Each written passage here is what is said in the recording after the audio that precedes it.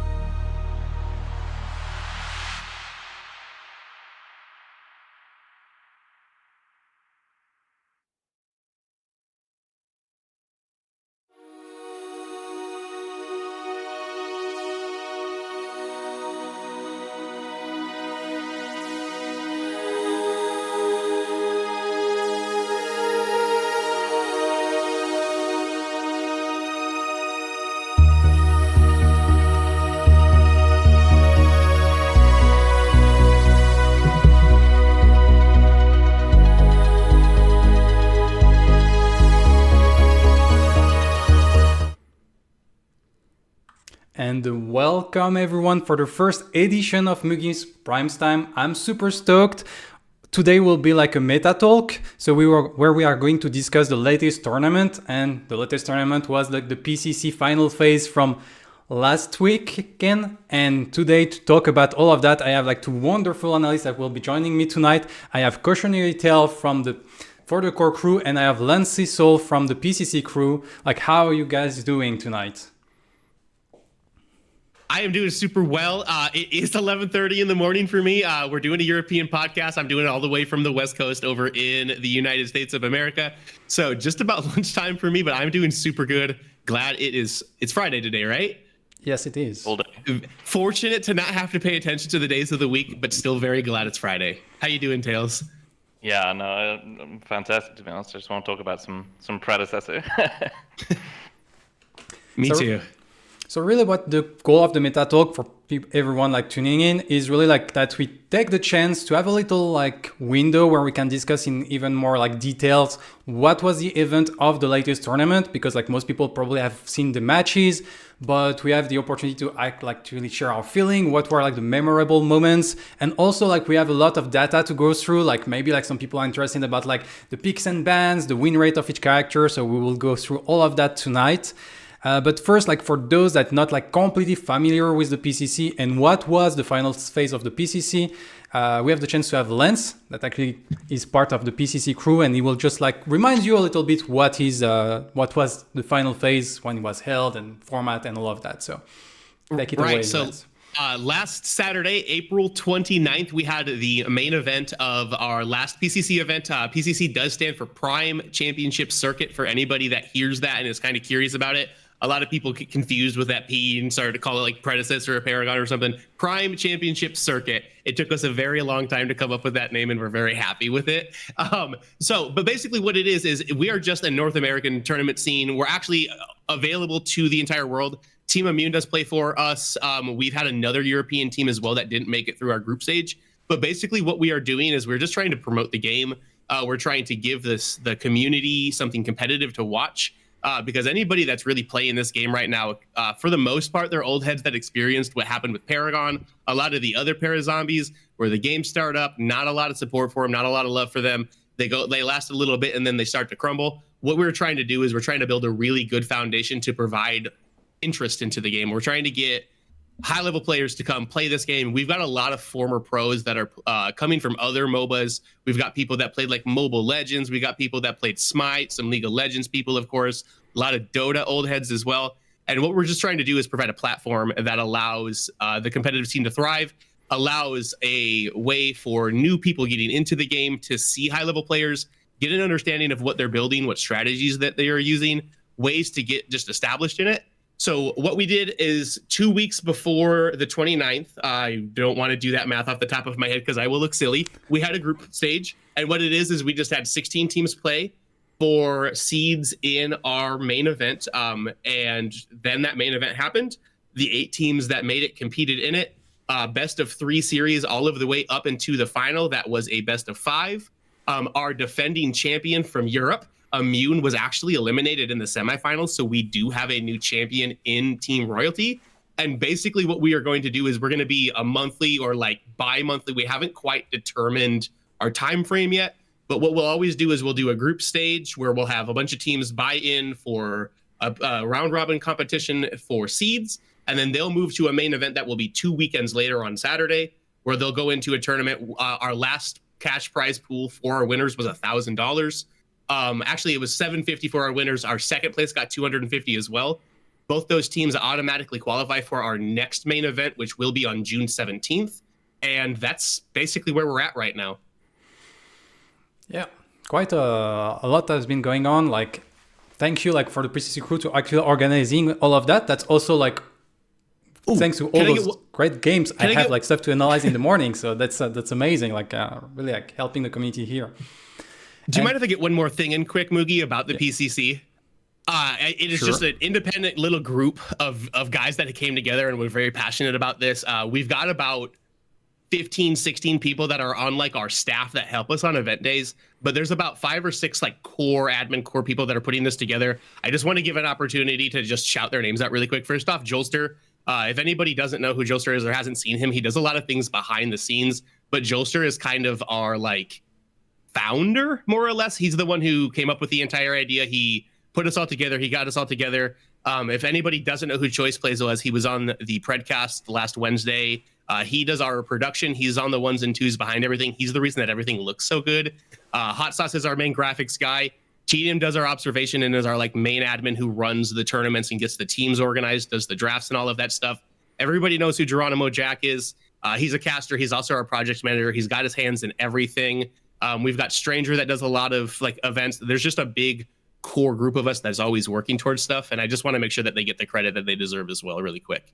Like it's amazing. Like you just say, like it's just a group of people that come together to bring this amazing experience. But like when you talk about all the people that are actually working and what they are doing, like it feels like you're actually like a pro group that are already organizing like great events. So definitely looking forward for the future and see what you keep like looking for the PCC every single month. Like that was some great match, great production quality. I actually really enjoyed the experience, even though I didn't get the chance to watch it live, but the replay was still like pretty nice. Unfortunately, couldn't like interact with the crew, but like also like the analyst desk, like all of that, like it already like at a very good level, I would say.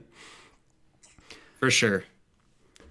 So quickly like going through also like all the teams. So tonight we will focus simply on the final phase. Like Lance explained, like we had like the group stage first to actually determine who was like the 6 top team that will join the 2 teams that were already qualified from like the previous like PCC. And so we got like the A team, we got like Team Immune, we got Professors, we got Rogue, we got Red Dojo, Royalty, Bronze Army, No Communication, and PrimeTime. You can see like on the presentation, like absolutely like all the players that actually participated with the roster they actually bring for this event, because like it's still an early access game. Sometimes there's people that are not available, so okay, the roster can shift around. Also, I think there is quite a few teams that actually like just like bound up together for just this tournament. I think like because they were like stoked and just wanted to see like what they can do together, and so they just like formed for the tournament. This is what also like what I really enjoy about those events is really like forcing people that just want to take a step forward into the competitive scene the opportunity to get there. Right. We had a lot of that with our group play for sure. Typically, these teams that made the main event, the top 8 teams that are kind of in the game right now, especially because we are open to the entire world. If there's any Southeast Asia people out there, you're also welcome to sign up if you want to play on that thing. But I don't know. It is all hosted on NA East. But like usually these teams have spent a lot of times playing together. You kind of have to be as good at MOBAs as these people are, especially this early in the infancy of it. most 5-stacks that just come together and try to run in this kind of get run over by teams like Immune and Royalty and Professors and stuff. But yeah, we experienced that a lot in our last tournament, and that's one of the things that we're the most excited about, is we seem to be bringing people within the community together, and we're like fueling competitiveness within people that are, typically not able to get into that. So like, if you get into like Smite or League of Legends right now, you're not going to play on like a big stage. Like it's going to be pretty hard for you to get there. The bar is really high. This game is new. It's not like a series sponsored by Omeda or anything like that. Like all you got to do is sign yourself up. It's free to play in it, and you have the opportunity to be on the big stage, which I think is really cool and exciting for some of the like newer players to the game. Yeah, that's the thing. It's a really young esports scene, or not esports, but competitive scene, and there's definitely some drawbacks to that. But that's definitely one of the main advantages, is that you can kind of just get 4 friends and be like, "Yo, you want to see how well we do? Let's have a go." And a lot of people are doing that in NA and EU, and it's really nice to see. And that's where it all starts most of the time. Like it's just like you try to get like somewhere with your friend, and then you finally like find out that you really like that. Then you like screams against the top team that you've encountered in the tournament, and then the next tournament you probably win it all. Well, maybe not so fast, but definitely that's the pass.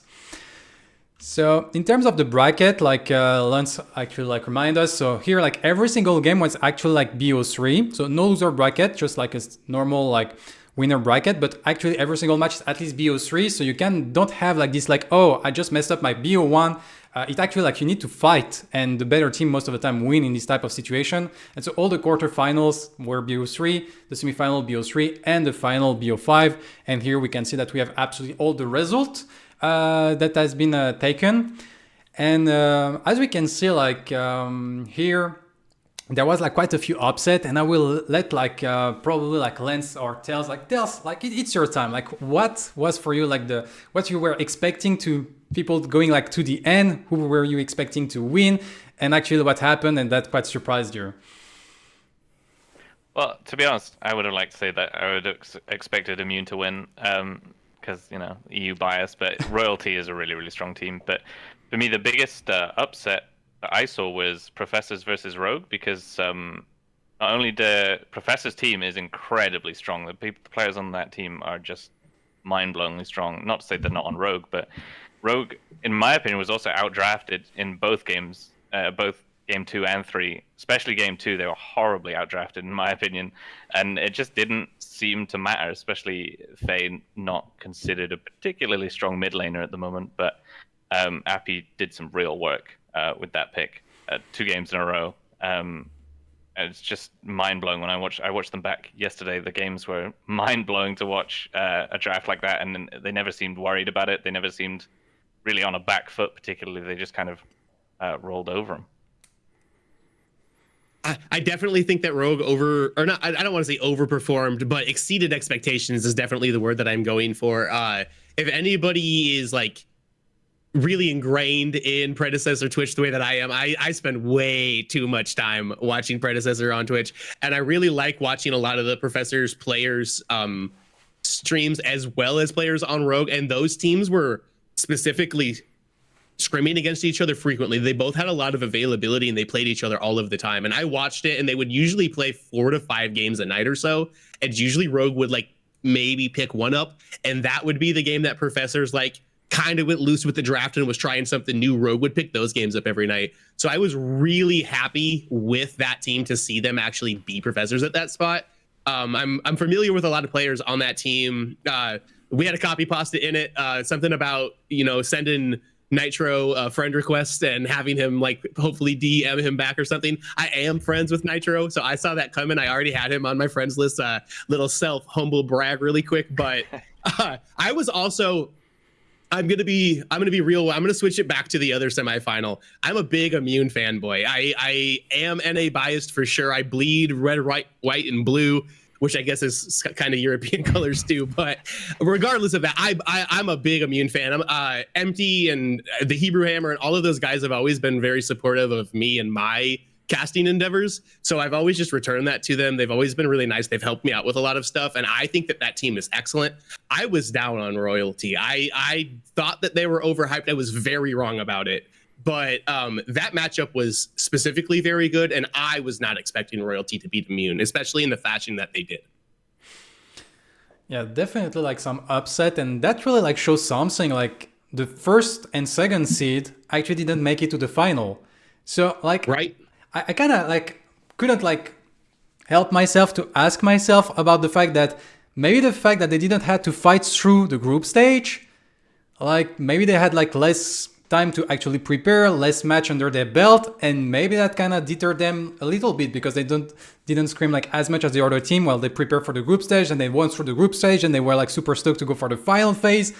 And I don't know if it could like have been an impact, but like definitely like Rogue and Royalty were really like coming like hungry for the tournament, where maybe like Team Immune and Professor were like still super strong team, but a little bit less prepared than the other team around, and maybe that ended up like costing them in the semis. And I'm glad that you brought that up, because this is the third event that we've done where we did a group stage and a main event as well. And every single time the champion has been knocked out by the winner of our groups. So Team Immune had won our groups and they knocked off Team TOS the month before. Now Royalty won our groups. Oh, actually, Royalty didn't win our groups. Royalty got 5th in our groups, but they still knocked off our defending champion in the semifinals. The exact same thing had happened before. So that's a little interesting to see that there's a slight pattern developing. Maybe there's going to be a team that we didn't see in our last tournament that's just going to come out of nowhere and kind of like knock Royalty off. I'd be a little surprised by it, but I got my eye on Dirty Lake and the boys. They're an NA team that wasn't in any of this event for it. Lakeinator was actually one of our desk analysts, and so was Toasty, who's on that team. So shout out to those guys. But they were in another tournament, the Predecessor tournament series, which was put on by the guys of Professors, right? They made it all over the way to the finals, played Professors pretty tight in a best-of-5 series. I wouldn't be surprised to see them come make some noise next month. Especially since I think they actually like picked up Happy Picker and Nitro, if I'm not mistaken, to join their team. So Happy or Dirty Lake and the boys did? I think so. Like when I was watching like the IDs like to prepare for the stream like next week, they actually like played with them. So I think they actually joined the team, and those are very strong players that we actually see on display in the match. So yeah, that team is going to be nasty if they've got Lakeinator, Grady, Nitro, all of those guys. That's going to be a very good team. You need to watch out for them. Also, like there is something that we can see, like all the quarterfinals were a 2-0. So it kind of feel like when you watch just the bracket, like everything was super one-sided.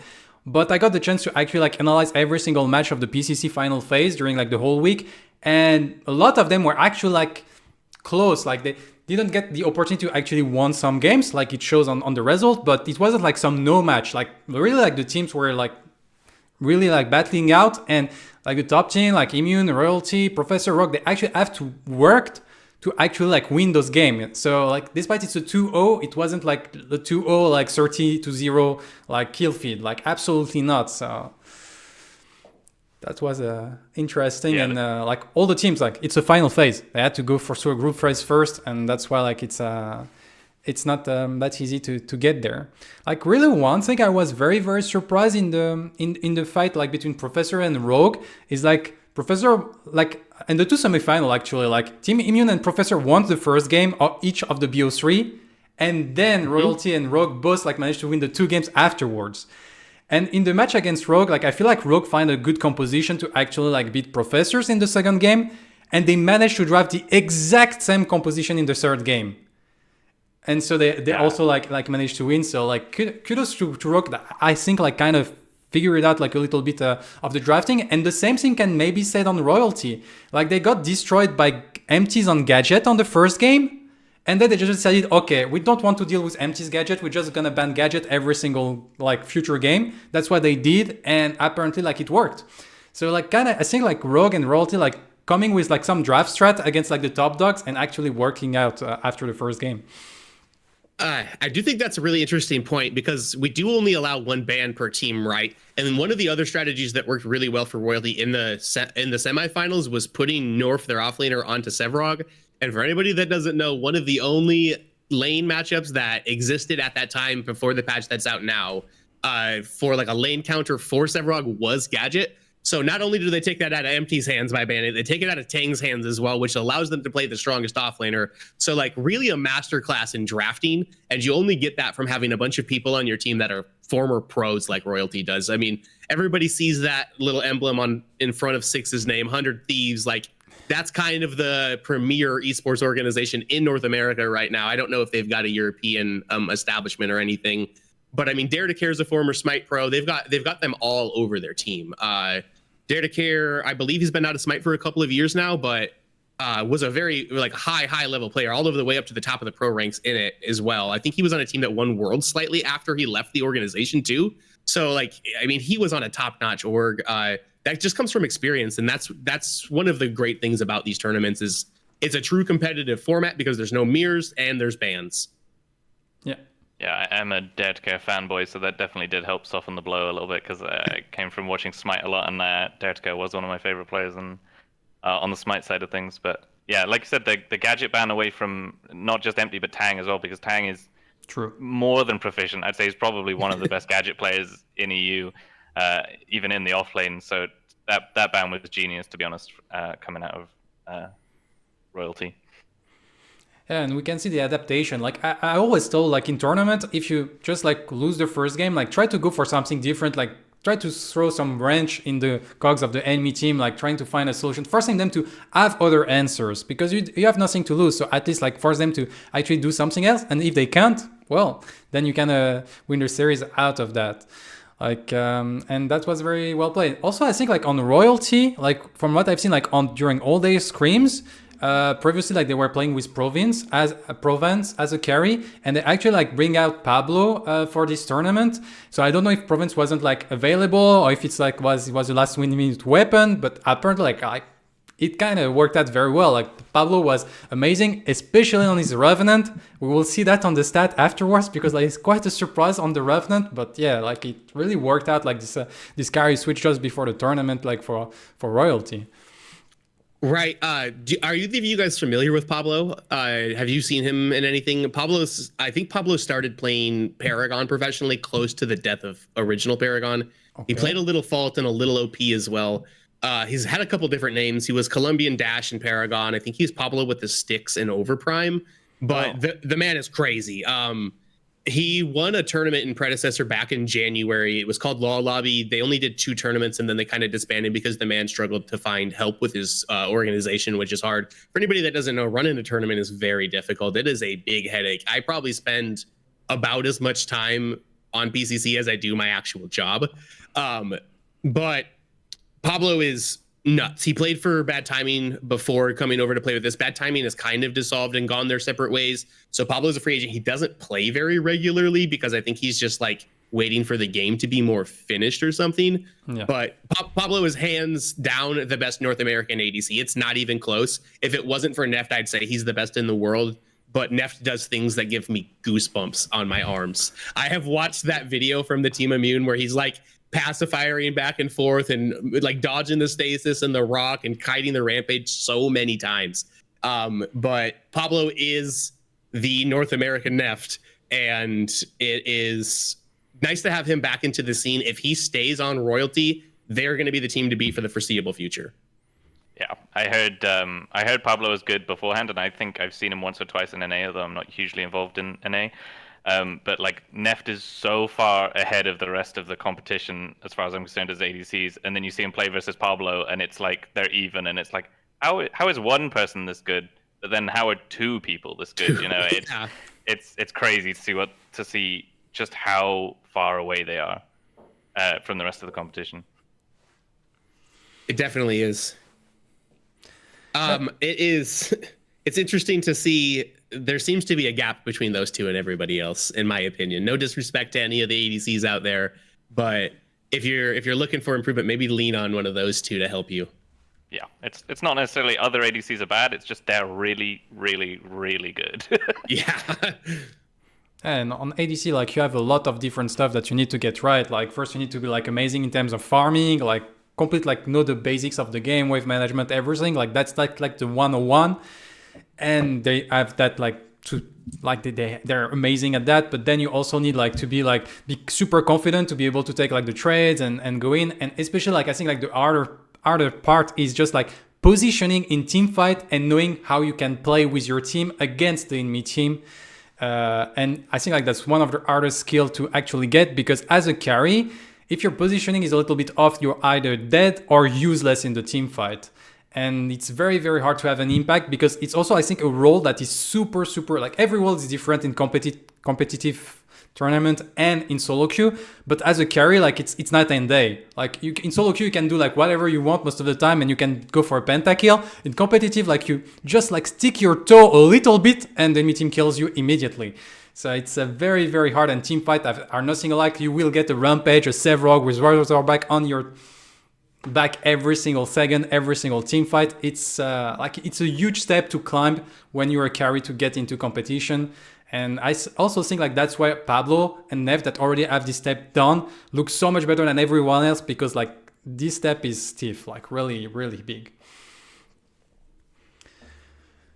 So regarding the bracket, like do you have like anything else to add, Tails or Lance? Like overall, like it was like very interesting. I know that there's like a little light thing regarding the roster. We know that for Team Immune, Arrow Twice was actually like its last tournament, at least for season 2. He will step back a little bit from Predecessor, but they have Envenom that will join the roster, which apparently like I didn't get the chance to watch him play, but apparently like he's a monster as well. So definitely something that we'll be looking forward from Team Immune in the future tournament, like how this change will actually impact them. And also like Team Immune for this tournament, they had to play with Ray because Clearcast, their main support, wasn't available as well. So there was also like this maybe could have impacted a little bit their performance, but we don't remove like anything from Royalty that was just like dominating with like off-peak like Calari jungle. Very NA things, like in EU we don't have that, like Calari jungle. That's because you don't have Six. Six is the best jungler in this game. I love you, Hammer. Hebrew Hammer, I see you in the chat right now. I'm not trying to say anything towards you. I really like iDoc. I really like Blue Jay. I'm a big Red Dojo fan. I'm like the community manager for their Discord. So I'm really biased towards Red Dojo's team, but I think Blue Jay is a top tier jungler as well. None of you guys are as good as Six. I'm sorry. That man is incredible. And a lot of people watch his streams, and a lot of people go to his like Omeda City and his Predecessor.pro pages, and they look at what he's doing, and the man loves Kalari. He played her when she was garbage. He's been wrecking people the entire time she has been out with him, and that's why you see it in I mean, everything's a copycat league, right? You're gonna do what you see other people succeeding in, and Six can play whatever he wants. I'm pretty sure Six could play Fate Jungle and win games on it. The man's a different breed. It's crazy. Yeah, Six is incredible, and anyone that plays Kalari is, as a former Kalari one trick, I love to see Kalari played in competitive, because if nothing else, it proves the people wrong that, you know, Kalari's only good in casual games. You know, when people ward, she's not that great, but I mean Six just even in this tournament versus Immune, just proving them wrong. He just plays the character at such an insane level. The character just does some crazy things when you're proficient with her. Well, I think that it makes more sense to play her in comp than it does in solo queues, right? Because unique communication, wards are a limited resource in Predecessor as opposed to a lot of other MOBAs where you can buy them, right? So if you have people doing good tracking, you say, hey, there's a ward here now. There's a ward here now. If you've got a calculus brain and a computer up there and you can keep track of, hey, that ward lasts 84 seconds right now. It's up until this time. It's in this spot. The cones are so small on the wards. Kalari can really dodge around those as long as she knows where they are, right? So, you know, hey, these people have dropped 2 wards. They can't put one in lane now. Go gank the duo lane or something, right? So being able to be in voices with your duo lane, with your mid laner, with your off laner and stuff, I think helps Kalari be a little bit stronger, but she's still just a monster. If she gets ahead, there's no shutting her down until you get to full items. And she's going to make sure you spend a whole bunch of time dead so you never get to get any gold to get to full items. Yeah. And just to touch up on that roster change, the Hebrew Hammer is want to be called. He's an incredible player, but in Venom, I said to you guys the other day, towards the start of the game, he was hands down, in my opinion, the best jungler in the game. He just understands the jungle role and the game itself at 110%, so much better than everybody else. He took a big break. I think he was moving house or something like that. But he took a big break a couple of months, and he's back now. So it'd be nice to see if he's back to his old form. But if he plays like he did at the start of the game, I don't think anybody else stands a chance, to be honest with you. He's just such an insane player. I would love that. I am glad that NA won before coming on to this European podcast, but I am not going to back away from being a huge Immune fanboy. I would love to see them get back on top. I love those guys. Yeah, it's a shame we can't have like a 0 ping. Maybe a couple of years when Predecessor is the most popular MOBA in the world, we get some lands and we get the 6 versus Envenom jungle matchup on 0 ping. I'd pay some considerable money to see that. But we'll just have to see where it goes, I suppose. And so that moment when EU actually win, like we can just say like EU better than NA at that moment. Like I'm always like calling out right now. EU's top heavy. You have Immune and then like kind of the dev team, and then you got we've got, it's true, you know, if there are 5 best teams in the game nationally, or like not nationally, I'm sorry, globally, NA's got 4 of them at least, right? So you think you got 2 teams? Who's your top 4 NA teams then? Who are my top 4 NA teams? I've got for sure Rogue, Professors, Royalty, and I think Red Dojo is the next best team out of this. They got 4th. They won our group stage. They got unfortunate to get matched up against Royalty in the first round. They also don't have a lot of time to scrim together. Once again, I'm gonna say that I am biased. I love that organization. I'm actually like a founding member of that team that just decided to step away from the competitive side to focus on casting because it just fit my time schedule a little bit better. But I love those dudes. I do coaching sessions with them and stuff. Like, I'm not the coach. We get coached by another person who's a challenger on a bunch of different accounts in League of Legends.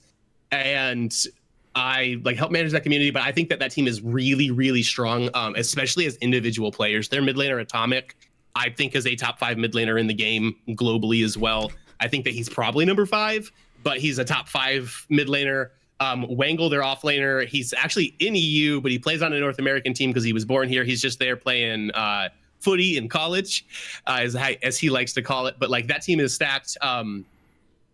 I also think Dirty Lake and the boys, I would probably bump Red Dojo for Dirty Lake and the boys. That team is really good, and I had forgotten about them because they're not on this graphic right in front of me. Dirty Lake and the boys is better than Red Dojo.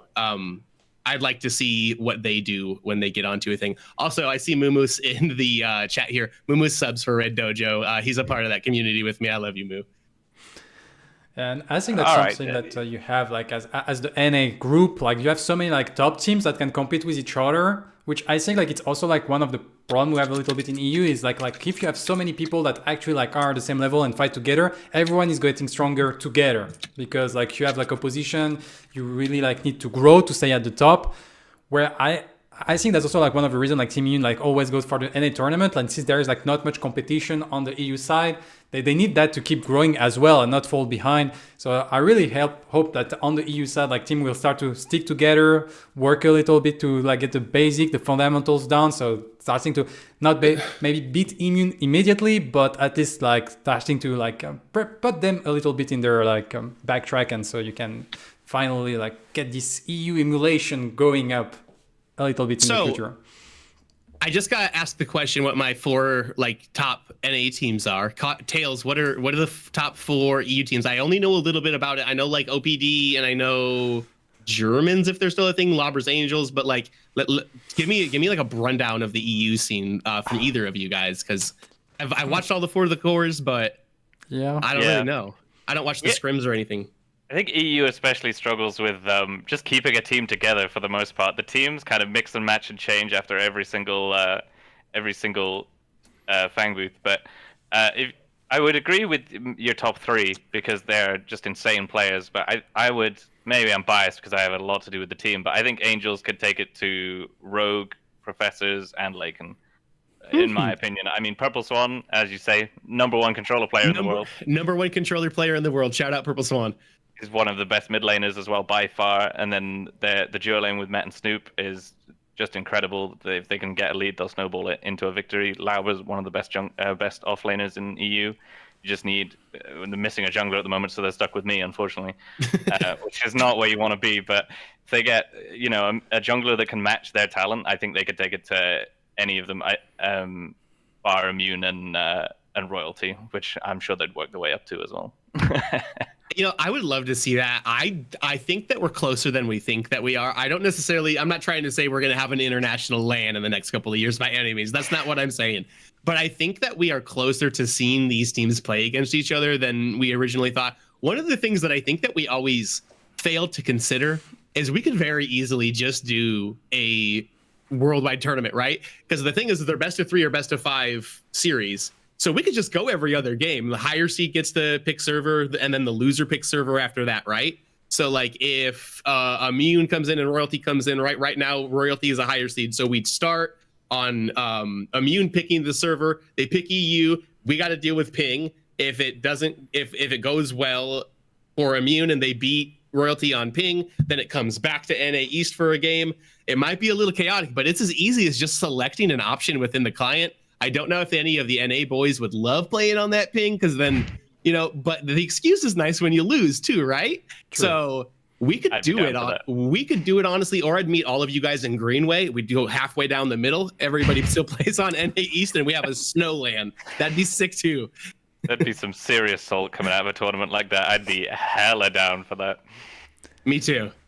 And that's something also I feel like that, I can remember when I was playing back in the days of Smite like 7 years ago, like competitively, and this was the beginning of the scene. Like when you played on NA, like most of the players had 200, 250 pings, because like the internet for everyone wasn't as good as it is today. So it's true that even if you play like cross region, like still players have over 100 pings, but it's not as bad as it was in those days. Like it definitely like it's an handicap, but I think it's still like can allow like for quite some fair matchup, and it's not like as cut through that it was back in the days when you have like 0.5 second to reaction time on everything. You just basically lose the match by default.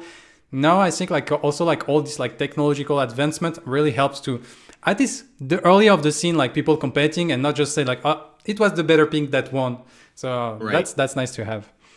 I do have to say that I have never heard Immune use that as an excuse a single time. I don't want to like paint it as if they are doing that, because they're definitely not. But I also want to point out the fact, like, so I've mentioned before that I live out on the West Coast in America, right?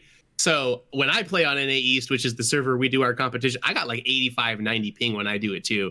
I've watched Neff stream, and when he plays on NA East, I think he's at like 30 or 40 because that man's got a direct tunnel straight to the servers, I think. But like a lot of people in EU can get just as good of a ping as people that play from the West Coast. Pinzo, who is on Team Rogue, he's an NA West player. He's like I don't want to say out loud where he's from. He's an NA West player. I about slipped up, but this is my first podcast. I got it though. No accidents this time. But Pinzo's an NA West player, so he's playing on ping when he's on NA East. So like, I mean, it happens to everybody, and it's a little tough, but I mean, it's part of the game, right? Everybody's kind of on a level playing field, but I do think we could swap back and forth regions. We could do loser picks the region that we play in. I think that would be interesting. Maybe encourage, because I would love. I feel like the gauntlet's been thrown down by you now, Tails, saying that you think that those European teams could hang with the guys over here. So I'd be really interested in seeing that. I would love an international tournament. Me too. There's no pressure on me because I wouldn't want to play, but I would definitely like to see Angels with a decent jungler go up against some of the best NA teams. And that wasn't to throw shade at any of EU, because they do have very, very strong players, but their main thing is they just can't keep a team together, man. So I can't shout out any teams. I know Team Profane are looking very promising at the moment, but it's just hard to tell how long they stay together, because the EU is not great at maintaining a team. Some of the French teams have been amazing, but they have a different team name every time, and they swap out one or two members. Like Mythics was very, very good, but didn't stay together, unfortunately. I think that's something we do see in the North American scene as well a lot. We've got these staples. We've got these like 4, 5, 6 top teams here. You're probably going to see these 8 teams competing as a unit. I think a couple of changes to the rosters as well, but we don't very regularly have people enter the same 5 people to a tournament twice in a row. It just doesn't really happen. Hell, we even had I guess they got knocked off by Immune, but they were a champion of ours, and only one of those players even plays the game anymore. 2 actually. Feppy's still playing. Feppy and Crashy are the only people from TOS who won our February event that play the game even anymore. So like, there's turnover, there's changes. Like, you can be competitive, you can find other games to play. I think that they're all focusing on Pokemon Unite. They're all like really, really high level Pokemon Unite players that came and tried the game out. But turnover exists, but that's kind of nice because then you can cycle good free agents into other teams, right? And then you find that nice 5-man unit that come together like Voltron, and then boom, all of a sudden we have another top team. That's happening with Dirty Lake and the boys, right? Lakeinator, actually, Lakeinator was on that TOS team that won too. So another shout out for my Canadian friend Lakeinator. He was their ADC, right? So now he's on another probably top 4, top 5 team in North America with Dirty Lake and the boys, and that's from roster turnover. So that's one of the things about being like an amateur competitive scene, right? Is a lot of the players aren't professional players. If they don't gel with someone, they will just go to a different team, which isn't a bad thing at all because you're finding the people that you gel well with, and you'll have a high turnover. And due to the low population, especially on EU side, there isn't as many players, so you see the same players crop up on the same on different teams, and it's just something that you have to find kind of who you work well with, who you can't stand, and just see where you go from there. Yeah, fighting the 4 other people that match with the right roles and that you actually mesh well and you have the same like ambition is not that easy. But apparently, like Geronimo Jack just also said that we got like almost like 15 roster change in the hour before the tournament of the PCC. So actually in NA also we kind of have like this like people trying to figure out the team. I think it's less like visible because people kind of keep the names. Like in EU, like a team can change name like they change shirts every single day. Like I'm like, but what is the name? Like what do I put into my Twitch like title? But I don't know because EU just changes all the time. Where in NA, like you still have like those names like Professors, Royalty, Rogue, like that's name that I recognize for like multiple like months now. And I think like also like help even if the players change, at least to like settle down a little bit the scene because like the name of the team can't move like that much.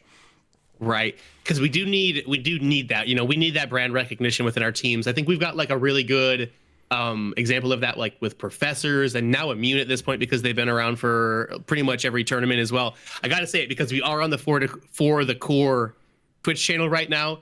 A Team Immune are the back-to-back champions of that tournament. I imagine the next event is on the 13th, right? I would imagine they're going to get that 4-peat. It'll be the debut of Venom. I'm really excited. I've never seen Venom. Tails has been talking him up to me, or Mugi's been talking about. I don't remember which one of you, but I'm super excited to see him. Venom, I don't want to put any pressure on you, but I'm going to need you to come up with a really good nickname because competing with the Hebrew Hammer is going to be hard. Just not skill on the game. I just have a cool nickname, man. Venom's pretty neat by itself, but I'm going to miss saying Hebrew Hammer a lot. Yeah, you do need a cool tagline. The Hebrew Hammer it's gonna be tough. It's gonna be tough to find something as cool as that. And, like, I don't know how he's gonna do it. There's no cool. I can't think of one anyway. But I mean, he has about 8 different names on his main account, so I'm sure he'll find something. I'm sure that he will. That'll be good. Do you know what country he's from? He's German, I think. He's German. I'll get to work on that. I'll find some alliteration for German. Great. So I think that will be like good enough for like the bracket, like the overall discussion. I think like maybe people like, and myself also, like I'm interested to dive a little bit into like some stats and see a little bit like what the tournament has been like provided. But first, like I love to go like some trivia facts that is absolutely useless, but it's just like always like good to see like the big numbers. So basically like the final phase of the PCC was 17 matches, which in the end was like 8 hours and 10 minutes of matches, like actually played inside the game. We don't consider draft or anything. We got like 660 heroes dying during the whole tournament. And to kill them, we got like over 2,700,000 hero damage that's been like inflicted, with like over like 1,600 wards to actually get vision on the map, and like a little bit more than 1,900,000 golds collected. The neutral objective got destroyed, like 62 Fangtooth got killed, 28 Mini Prime, 19 Or Prime. Like those poor guys just like get farmed by every single team. And that's already interesting, like 17 matches, 19 Or Prime, like more than 1 Or Prime per game. Like very, very decisive objective in most of the matches. So that was a little random trivia fact. Just to like further like this little moment, we will go into also like a short video of one moment that I've selected. So there is like multiple moments that have been selected that we will like display, and then we just react to the moment and share with everyone. So normally we should be like in full screen. And then we have the little first video. It's Red Dojo against Royalty. Their first game. It's like, as you can see, like 30 seconds in. It's the first minute of the game. And we are going to follow like the little Atomic going all around. As we can see that we have Bludgeon, one goal like here in the jungle. Maybe trying to go for an invade. But Atomic is actually taking a different path.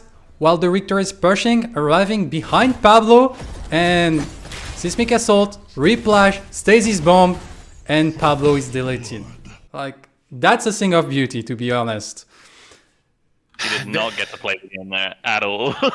There's only one problem with that play. It is absolutely chef's kiss perfect, except the fact that Decker gets the first blood. It kind of screwed him over. I was really excited. I'm really, really glad that you picked this highlight specifically, Mugi, because this is the very first game that was put on the tournament, and we actually didn't start showing this game until 3 minutes and 30 seconds into it. So this was missed. This is a world premiere, I guess we could say, for this play. Nobody's seen that yet, unless they watched the replay themselves like you did. But that was really the thing that kept Red Dojo in this game up until about the 15-minute mark. This game turned sour on them at that spot when the second Fang Tooth was taken. But this is something that they worked on. As I said before, I'm like ingrained in this team. I'm a part of that community for sure. And this is something that Blue Jay had thought up, and something they didn't do a whole lot of practicing before this because they have scheduling conflicts. But this is one of the only things that they talked about. We have to try different level 1 techniques. They knew that what they were up against in Royalty, and they knew they needed an advantage. I would have really liked to see what this could have been like if like Yatan, their ADC, could have gotten that first blood. Yeah, it was, and the thing I really like about that is like we've seen like many teams starting to take advantage of this full minute, or actually going for invades, but most of the team just like disengage and stay like very passive. And it's the first team that I actually see that go like for multiple passing, like kind of you hunting someone, and you just like push like the prey on the right path to get like picked up by the rest of the hunters. And then like the chain CC was just like, for me, it's a thing of beauty. Like that's the type of thing I love to watch teams like actually getting at this level of synergy, like communication, and getting like everything like perfectly executed. And when that happens, like Pablo just has to say like, I'm dead, basically. Yeah, he maybe had like half a second opportunity to flash there, but he's probably still dead regardless. It's nice because invades are still in a very kind of fledgling state right now in the game, because jungle buffs don't spawn until the laners have to be in lane, which is different to stuff like League, where you kind of just see people run at the enemy jungle level 1, especially in kind of lower level stuff. But to see them kind of pincer there and just murder them, very, very planned out. I mean, as you said, the ADC didn't get the gold, so could have been better. But Deco with 300 extra gold is not too bad either. You know, work your way to the dynamos, more damage for the ADC, I suppose. But yeah, it's just really nice to see that kind of strategy come out. Literally from the first second, they're already thinking about where they need to go, what they need to do, where they need to be. So nice. So let's move on now to the picks and bans stat, if I'm not mistaken. And so here we have like the whole display of all the picks and bans. So for those that are watching, in blue we have the actual like pick percentage, and in orange we have actually the ban percentage. And all the heroes are actually ordered in regards to are they pick plus ban percentage, which is like how much like in every single game they were like actually present, either as a ban as a pick. And there is like quite a lot of stuff that we can say about that. Like the first thing that comes to mind is like Gideon, Rampage. Every single game they are either ban or pick. Is it a surprise for you, Tails, or is it like normal for you? I mean, I think most people know how much I hate Rampage at this point, but I'm not surprised at all to see the Rampage there. The character just has literally everything. He has to be in such a bad state, numbers-wise, to not be playable. I think he's been top tier ever since the start of the game. He just controls the jungle. He has the right damage type. He does a lot of physical damage. And there's just nobody who can really contest him. You know, I always say it's a point-and-click adventure, right? A lot of the time he's behind a fog wall, and you get point-and-click, stun for 2 seconds, and then you're dead before you come out of the stun. Especially if they have something like a Decker or any CC to layer on top of it. It's a death sentence from usually out of vision. The Gideon, same kind of story as Rampage. He has to be in such a bad spot numbers-wise to not be pick banned just because of the utility he offers his team. He can play the game differently to almost every other mid laner because he's just so fast with the Torn space. And then obviously when you get into the teamfight stage, the Black Hole, even if he's behind, does a ridiculous amount of damage. Yeah, no, I'm not surprised at all, to be honest with you. I'm not either. I think that Tails makes a really good point about specifically like Gideon. The Black Hole, it's like the perfect size for the Orb Prime Pit, for the Fangtooth Pit. Like, you can poorly yourself up to the spot that almost nobody can hit you as well. Like, when is that not going to be useful? It pretty much, you got to be like 0-10 for it to be ignorable. You always have to at least pay attention to a Gideon, which frees up your ADC, right? So, not very surprising to me at all, honestly. Yeah, when you're, especially if you're as proficient as somebody like Empty is as on Gideon, you have the opportunity to give your whole team a flash on an 8-second cooldown or something in the mid-late game. He just does some crazy things that no other mid laner can do. Even if he doesn't do as much raw damage as somebody like Howitzer, the character is nuts from a utility and a damage standpoint. Yeah, I was really surprised. Like, so many times I see a team like getting a lead, like managing to get 2 kills, then they rotate for an objective, and I was like, oh, they got like 2 kills lead. Like, they definitely like a huge option to go for the objective. But if Gideon is alive, like even like Gideon is going to contest with the huge black hole, just need one more team member, and most of the time, like even a 2v4 against the Orb Prime, they can contest. Like, it was crazy. Like, so I guess like all this utility that really like the Gideon brings into the table. Which was interesting. And you mentioned Tails like the Howitzer, and as you can see, like Howitzer is apparently like it's the most ban of the tournament. So it wasn't like picked that much, because we can see like overall it's only like 76% like of presence, but he actually got banned like 41% of the game. So people apparently are scared, but when it's open, it's not an immediate pick. So this is something that is kind of strange to me. Like, I don't really explain it, like why teams are super scared of it, but then they don't pick it when it's open. Like, that was strange things that I got from this data. Personally, I think it's a little bit overhyped, Howitzer, to be honest, because he does do a lot of damage. He's very, very safe in lane, but he's more of an annoyance in the mid lane, and I think he's banned a lot because people just don't want to get poked for a quarter of their health every like 8 seconds or whatever it is. But I know Empty said before, Gideon has one of the better lanes into Howitzer. He can keep up with clear, he can stay out poke, he can if he plays well, he can solo kill him as soon as he hits 6, right? Because Howitzer doesn't really have the peel that he needs. Without a well-placed mine, if you place the ult properly, it can kind of play around that.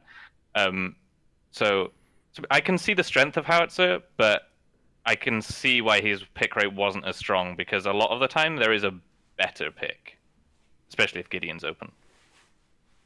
I tend to agree with that, but I don't know if it's like a North American thing, but I think that Howitzer is busted. I don't think that nerfing his right click did anything to change anything about him.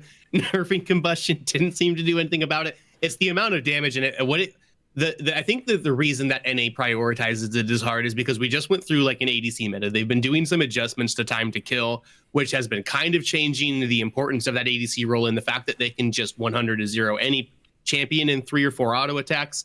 But if a Howitzer sees like a Murdoch, a Drongo, a Sparrow, a Kira, you just push R, you hover above them, you stay up in the air for like 9 seconds, and they're dead by the time you come down. I think his ability to 100-0 anybody on the map post like level 11 is probably why he's seeing the rise that he is over here.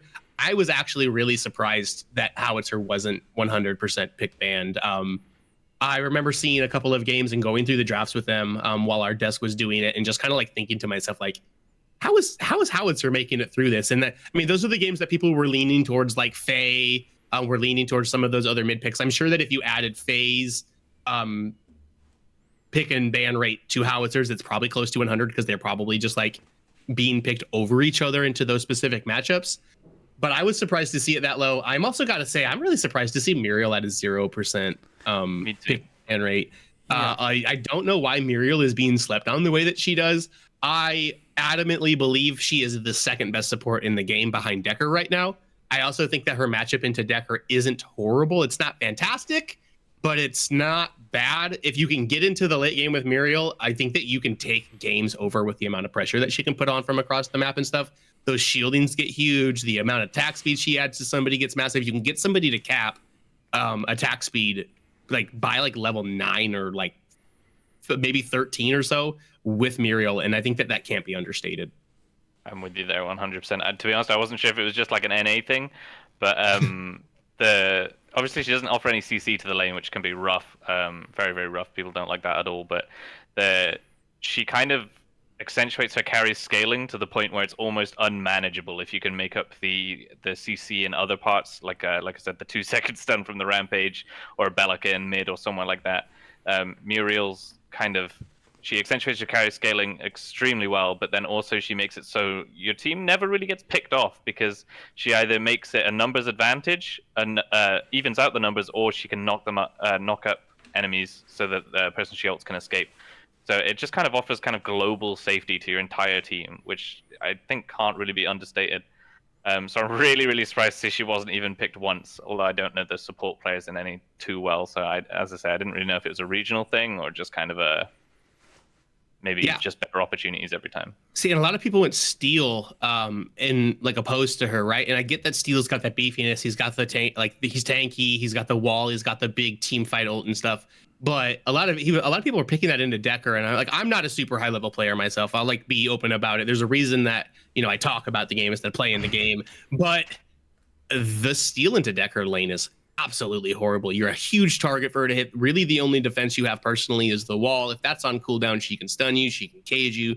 She's got ways to stop your engagements other than your ult. When she builds Reclamation, you're semi-useless against her. Like, that's a tough lane, and I was really surprised to see how many people played that so well. I know you said you're a big Dare to Care fan, so like specifically him, he played Steel like he was putting on a masterclass last weekend. Yeah. It was very impressive to see. Steel's received a lot of nerfs. There was a period of time where he was the best champion in the game by a lot, and that's gone down quite a bit. They've really hit his power, started to creep up a little bit with some of the other nerfs that other people have been getting, but I was surprised to see Steel be as dominant as he was. Yeah. The other thing I forgot to mention with Muriel is after the crit nerfs, the on-hit damage that Muriel offers, she really, really helps on-hit carries. So I'm surprised that even if it's maybe not a full-fledged thing yet, people aren't picking up more Muriel just to accentuate that kind of aspect of the game. Yeah, I feel like... But yeah, like you said... Sorry, Mugi, go on. No, sure. Like, I feel like the Muriel pick is like super surprising to me, because like in previous tournament, we actually see Muriel quite a lot of time. But now that the TTK is a little bit slower, the carry got their nerf, like we also like get a little bit of change of the various stuff. So like the shield should be stronger now, and Muriel is completely slept on. Like maybe one of the reasons she slept on so much is because like I feel like the draft were really like mage heavy and frontline heavy. Like every team was trying to secure like the Sevrog, the Rampage, the Steel. Every single team was trying to secure the Gideon. But also like the Bellica. Bellica was a very, very important pick. And because like this team like were combating for the Bellica, the Decker, the Steel, in the end you almost never got the slot left for the Muriel. So that's maybe one of the reasons. Still, I was surprised that sometimes teams still go for the Narbash over the Muriel, when sometimes it wasn't like a lane for Narbash. This is where like I was still surprised.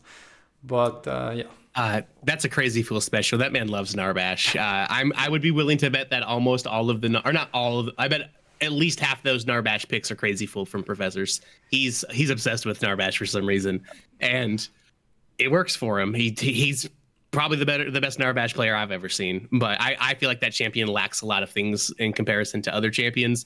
But yeah, I'm surprised to see Narbash where he's at in the picks as well. I think a lot of it is also just CC is so valuable in the game without diminishing returns or anything of that kind of ilk, right? Narbash kind of is a really good middle ground between Enchanter and a hard engager. But you can play him either way. I know I think Ray played him 1 or 2 games. And he just kind of he doesn't necessarily do anything really well, but he does a lot of things kind of well, depending on how you build him. Right. With the time to kill going down as well, Narbash naturally goes up because he has the sustained aura healing, and he's kind of a big body as well, so he's susceptible to it's easy to poke him. So when it's harder to kill him, he's better. Right. He's also at a spot where he's very, very like numbers and balance dependent. I don't know if you guys remember like February, while there was like a patch and a half where he was just incredibly overtuned, and he could basically sustain you full health in lane for like nothing. I think it was the first patch that they changed his healing to always cost 20 mana every second at every level, no matter what. And that tournament, he was either banned or like first picked every single game. And I think he had like a 90% win rate in the tournament that month that he was super strong. Yeah, that was a dark time. A dark time. Yeah, the duel I'm like a Narbash enjoyer. Narbash against Narbash, you just like thunk everyone in the face like for 20 minutes and nobody dies. It was horrible to play. But Yeah. So I actually clarified, it was a dark time in normals where you could have mirrors. The competitive was fun, but Narbash mirrors, not so much. And so in terms of like the top like peak rate, it's actually like Sevrog and Bellica. As we can see, like Sevrog was picked like 88% of the games, Bellica 82% of the game. And we can see like Bellica has actually like never got banned. So it's like pick that teams really prioritize, but they don't think they warrant a ban. So on the Bellica, I kind of understand. On the Sevrog, that was a surprise to me. Like especially like how North like just dominated on the pick during the whole tournament. And just got banned once during the whole tournament against Royalty, actually, like to get rid of North. Like I was really surprised that like just Sev just got through and team thinks that it is fine, we're gonna deal with it, and then they didn't like during the matches, at least against Royalty. Severog is really, really highly contested in EU, and I would say he's banned a lot more in EU as well. Kind of the players are all very good Severog players, but also he just kind of dictates a lane, because if you can't bully him out of it, he outscales you, and a lot of the time he outscales you even if you do bully him out of the lane. And the other thing is he stops Steel being as flexible, because Steel is usually either a support, a jungler, or an offlaner. Obviously not as good in the jungle role now, but if you pick Steel into Severog, you basically lose the game, because Severog, it's a free lane for Severog, and that's the last person you want to give a free lane to. Yeah, that's the truth. I mean, the Bellica pick and ban rate, I'm a little bit surprised about. I mean, she is flexible in three lanes, right? Mm-hmm. But to be honest, I don't value her as highly as maybe I should do after seeing what people did with her in that tournament. Right. So go ahead, finish your point, please. Sorry. No, I was just gonna say, I mean, I was really surprised to see, I think almost every Bellica player was building her full tank as well. It was like Tainted Guard first, Dynamo obviously for the shred, and then just kind of moving into more and more tanky stats. Right. Well, I mean, we'll get into that later in this, but that's because Tainted Guard was incredibly broken for this, and that was the support before. I think one of the things that one of the reasons we saw Bellica as much as we did, we were a little bit ago we were talking about how powerful Howitzer is right now. I think Bellica is one of the more natural counters to Howitzer. A lot of other characters have problems like boxing him and getting him from 100 to 0, but if Bellica lands that knock up, she can take a Howitzer out of a fight, which is something some of the other mages struggle with. Like a Seek and Destroy and a Hat from a Gadget doesn't take a Howitzer out of a fight, but a Seismic Assault into a Void Bomb does. So I think that's one of the reasons that you see it. Also draining his mana. He's got a passive. Howitzer's got that passive that like helps him regenerate mana. He doesn't have a lot of mana problems. So putting that difficulty onto a champion that typically doesn't build mana in his build and stuff, unless he has to do some alteration, like he really only goes sometimes Megacosm, the combustion, but like that's only like I think 150, 200 mana at its like full stats for it. So I think that's one of the reasons we saw Bellica a little bit more. I think it's also one of the reasons we didn't see her banned at all. Because I think that there are, like Mugi said, I think Gideon's also a good matchup into Howitzer. And I think when when Gideon gets banned, Bellica's the next best match into Howie.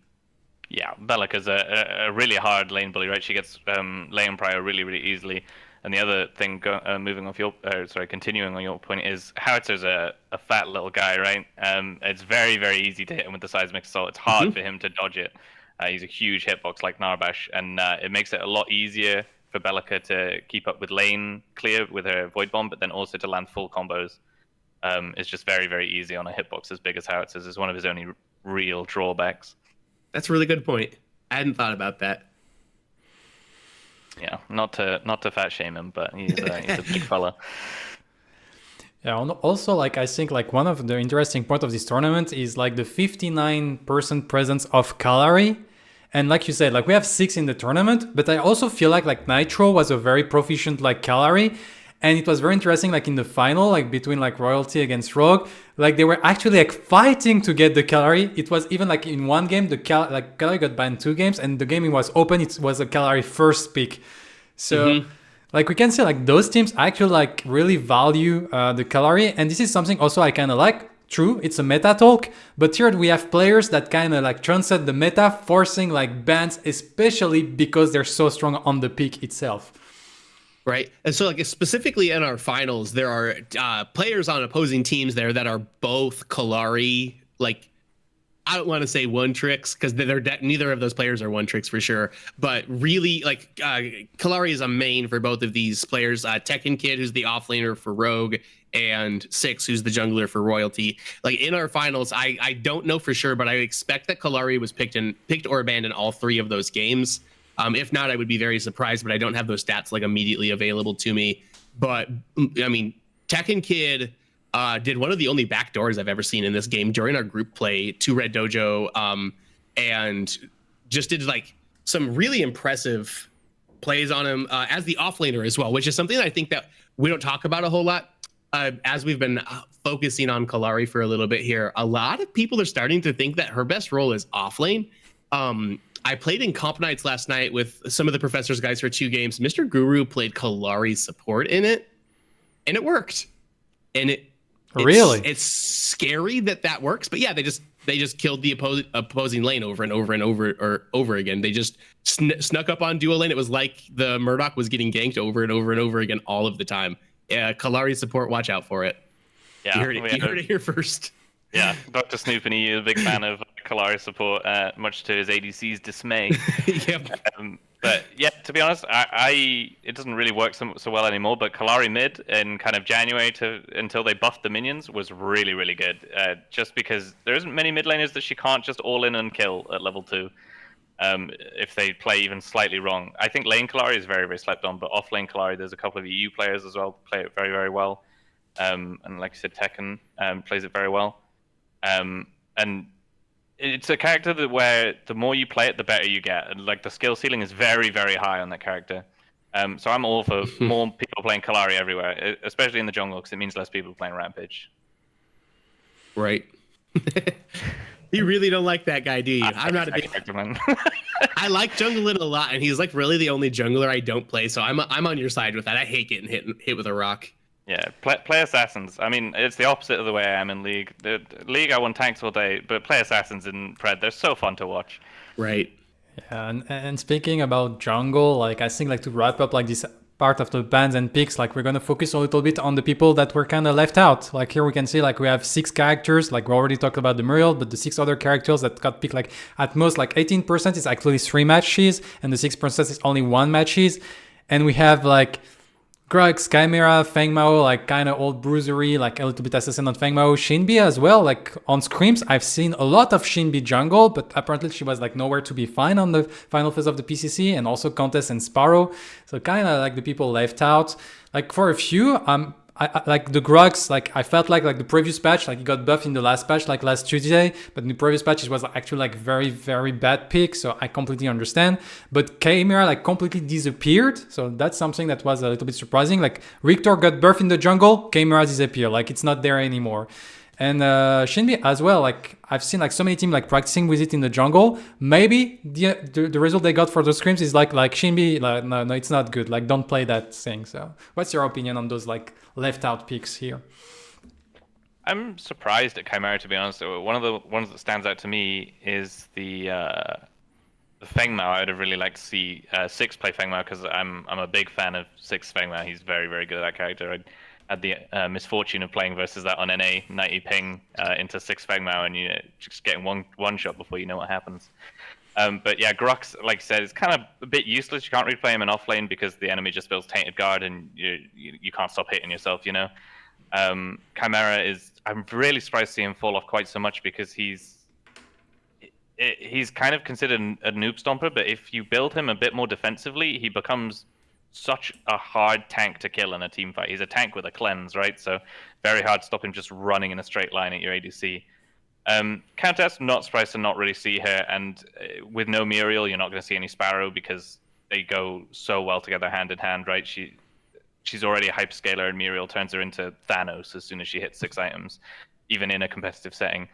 Shinbi, it's a hard one for me, because she's good, I think, in mid, but Howitzer kind of invalidates her because she doesn't do well into Howitzer, and I don't know how she fares in offlane, and I know some people have been talking more and more about her in the jungle, but I'm not a believer in that, I'm afraid. So I think that it takes really specific comps to get Shinbi into jungle. I think that you have to have CC in all of your lanes, which I mean, like pretty much everybody's got some form of CC, but you need like a hard, reliable CC to have her on jungle because otherwise she has no gank support because her kit itself lacks any sort of crowd control. So I do know she's got the fastest clear time in the game though. It may have changed a little bit with some of the changes to Richter, but on release, Shinbi's clear time was like 5-6 seconds ahead of anybody else. It was nuts how quick she could get to level 3 before somebody. I do think that I remember she was picked as like a secondary counter to Sevarog, or I'm going to say counter because it didn't work in any of the games that she was played. Yeah. I don't know if she won a game. I'm pretty sure she didn't in our main event, but I know we saw Tang on it, and we saw a couple of other offlaners try to play it into Sevarog. I'm pretty sure the early levels are okay there, but once he finishes like a Void Helm or like a Flux Matrix or something, you're just out of that lane. It's over. Crystalline Curios is actually what it is. You build that item against Shinbi the nerfs that just came out on this last patch, and they're done. Same with the Grux. Grux was kind of in a weird spot where he's an offlaner that really could only play jungle because of Tainted Guard's bugs on it. Where like if somebody built a Tainted Guard into a Grux, it didn't matter if you were 3-0 or 4-0. They finished that item and you hurt yourself more than you hurt them when you attack them. That takes it out. Countess. I think we're going to see a little bit more Countess. I think some of the changes to some of the mage items are going to push her in the next one. Also, I don't know how Lakeinator keeps creeping into these conversations, but he's a really big fan of Countess in pretty much any role. We've also been seeing her a lot more jungle. And then FaZe will be available in competitive scenes from now on because it's been a patch since he was released. I'd expect to see some Sparrow and FaZe lanes coming out. So maybe a little bit of love to Sparrow as well. You were talking about how Muriel turns Sparrow into Thanos. FaZe does that too, except she can also keep her safe. She's got a peel for her and stuff. So it feels like FaZe was almost made specifically for Sparrow lanes. So I think that we might see some of that in the next tournament. Yeah, I'm 100% with you. FaZe gives Sparrow the only thing she lacks in self-peel.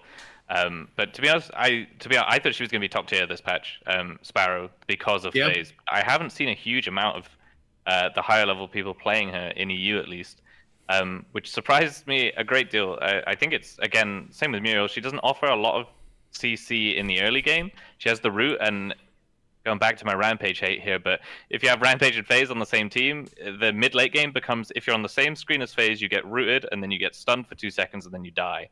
But the lane just isn't fun, as far as I can tell, for ADCs, because she just doesn't really have enough oomph early game to make up for the utility mid-lane.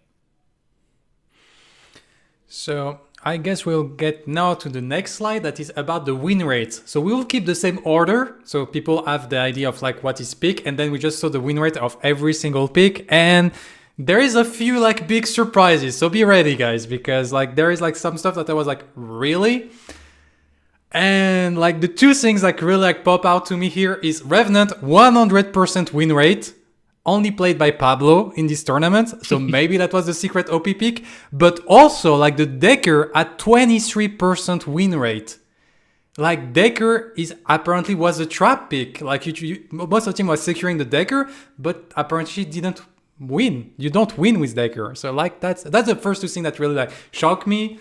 What's your take on that, Lance? So I don't know if it's like just the support role not being that important necessarily. I'm a support main, so it kind of hurts me to say this, but I mean, I do think Decker is clearly the best support in the game. I think anybody that tries to debate otherwise is going to have to talk about really specific situations where if this player's got this and this person's got this, and you have CC in other spots, you can pick this champion. But as far as just like a generalized, Decker literally does everything. She's got escape, she's got engage, she's got peel, she's got containment, like everything.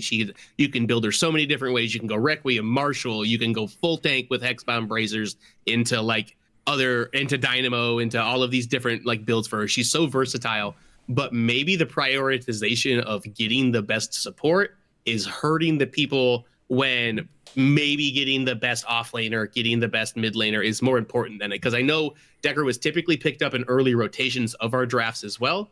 And maybe that's just a learning phase that teams are going to have to go through, kind of prioritizing new things. I also just, I know that we're kind of talking about Decker, but you mentioned Revenant as well. Pablo was incredible on that pick. And Revenant has been, I mean, he came out, he got a little bit of buffs for some reason, which is a little strange to see after a champion is released, right? But since then, Omeda went, oh yeah, probably wasn't smart. And they have just been slashing what that dude can do. They keep lowering the range on his Q. They keep lowering the damage on all of his stuff. And Pablo is still turning up with him. So very impressive there. I am pretty positive nobody else played Revenant the entire tournament. Is that correct, Mugi? Do you know? Yeah, can you confirm it's that? only Pablo that played It's Revenant. only Pablo. Yeah. So, I mean, that's very impressive to me. I see that I was wrong, and Shinbi actually did get a game. Is that lower bar there only one win, Yeah. Mugi? It's Yeah, only okay. one win because she played 3 games, so... Right, and then that Chimera one would be Nitro, the game that he played on him as well. So that's pretty interesting to see. I'm not surprised to see the 0% win rate for Countess, Sparrow, and Muriel. I mean, obviously Muriel can't win any games. She wasn't picked at all. But very interesting to me. The like you said, the Revenant win rate could just be Pablo diff, likely just Pablo diff, but he is, according to Omeda City, he's got a 46% win rate globally. So for him to have a 100% win rate in this is kind of nuts, and I agree with it because I think Revenant is hella slept on. I think he is one of the only fully self-sustaining carries outside of Murdoch. He can kind of do whatever he wants, and he can 1v1 most champions if you play it right. Or heroes, if you play it right. So I'm not surprised to see him at 100% win rate, especially not with Pablo piloting it, because the guy is an absolute demon. The Decker win rate, I think, to be honest, it's not as though she's not one of the best supports in the game, right? I think she was just outshadowed this tournament just because the other roles are so much stronger, right? There's so much agency in off lane, especially, and mid lane. In this tournament, from Severog, from Gideon, from Howitzer, and from saying Howitzer, the Howitzer, I think that's 33% win rate, isn't it? Which is kind of nuts, because everybody keeps telling me that Howitzer's overpowered, but I think he was played in the majority of the games, and he has a 33% win rate. So, and where Gideon's up there at 54%, which obviously he is a very strong mid laner. He has a good matchup into Howitzer, but I was surprised to see the Howitzer, and then looking at it now, Severog as well, very, very low. I'm not sure if it's just because their pick rates were high, so obviously somebody's got to lose every game, right? Could be that, but very, very low win rates from 2 very, very prized characters. So, not to jump the gun on this, but the one that surprises me the most is Severog having a 40% win rate. And Severog's the best champion in the game. I will fight anybody about that. Put him up. He's only no. It's Severog, and he's only getting stronger with the changes that they're doing to time to kill and everything as well. He's going to continue to be an absolute terror, and he's actually what I feel like he is what put Royalty over Immune in the semifinals. I think if they find a way to get around that really good ban of Gadget and then Royalty's picking up Severog, I don't necessarily know that I would say like for sure Immune wins that at that point, but I think that North carried those games on Severog, and for the rest of the tournament he seemed to be a contested pick. After that, it seemed like that opened everybody's eyes to it. I am shocked to see that he won less than half of his games. Like purely shocked by that. When Mugi sent me this graphic earlier in the day and I was like kind of reviewing the stats, my jaw opened. I was like, how does Severog have a 40% win rate, you know? But that's it. I feel like it kind of comes down to like maybe like some people have preconceived idea of what is super strong. Like we can see like on the Decker, the Howitzer, the Severog, and also like the Drongo on NA. Like Drongo is like super high priority pick in the draft. Like sometimes I even see it like picking the first 2 picks that the second team has. That's really surprising to me because I feel like Drongo is not a pick that get there. And I feel like maybe like on the Decker and the Drongo, I'm really like on that front that probably like team like overvalue them and they pick them too early. So then that kind of weakened the whole draft. But on Severog and Howitzer, I feel like they're super strong pick, but maybe like a lot of player like just like sit behind like it's a super strong pick, I'm gonna win, and nobody like push like the limit of the character like someone like North is doing on Severog. Like I feel like Severog is a monster, but playing like perfectly Severog in competitive games, when you have like sometime a crunch that can like deny you a lot of stacks early on, like all of that, it's not that easy. And teams also like are super aware of the fact that Sevarog is going to be a problem, because I also agree that Sevarog is super strong. And so people have countermeasure against the Sevarog. So you need to be able to face against those. And I would say like only like true master on Sevarog can actually like overcome all these obstacles. And that's maybe like one of the reasons we see the win rate that is so low. That could be a really big part of it as well. Yeah, you got to focus him. On the other picks, go ahead, Tels. While we're on Drongo, could you explain to me, Lance, why NA favors Drongo so highly? Sure. Because it's not a pick you see a huge amount in EU, and it was very, very contested in NA. So I'm a Drongo believer, and there are a couple of different reasons for it. We'll start with just the silence, right? So I think it's fallen a little bit out of favor now that like Countess isn't super strong, and some of the other like in-your-face champions aren't as strong as they used to be. But being able to just drop that little radius down right on top of you as a Countess jumps into your face is incredibly strong. He's also one of the only champions that has like, or not champions, I'm sorry, one of the only ADCs that has a lot of mobility and a lot of self-peel as well. That ult with the invincibility frames in them as well gets you out of a lot of different spots. You can hop walls with it that most ADCs can't do. I think it's another one of the reasons that you're seeing Kira a lot in North American like solo queue and scrims and comp play, is just an ADC with some mobility can be very, very strong, because a lot of people aren't going pacifier, so nobody's got dashes or anything, because Liberator is so important with it being a crowd control meta right now, kind of, or so much CC at least being available within the game. So Drongo's got so much damage. He's got a slow. He's got those rad rounds for the dots on you. There's really good build paths for him. He gets that benefit from having extra crit in him as well. So he does some of the most damage in the game. He's got a really good early laning phase as well, it feels like to me. And I think most of it is the fact that he can peel himself. He allows your support to be able to move around the map and roam, because if somebody comes in and tries to gank a Drongo, he can throw old Rusty the Boomerang at you and then ult himself away, which knocks you back, knocks him back the other direction as well. And he's a lot more safe, where like if you come out of Murdoch, he's got to hope that he can put a trap down in front of himself, run through it, and you're stupid enough to walk into that trap as well and don't expect that to come, right?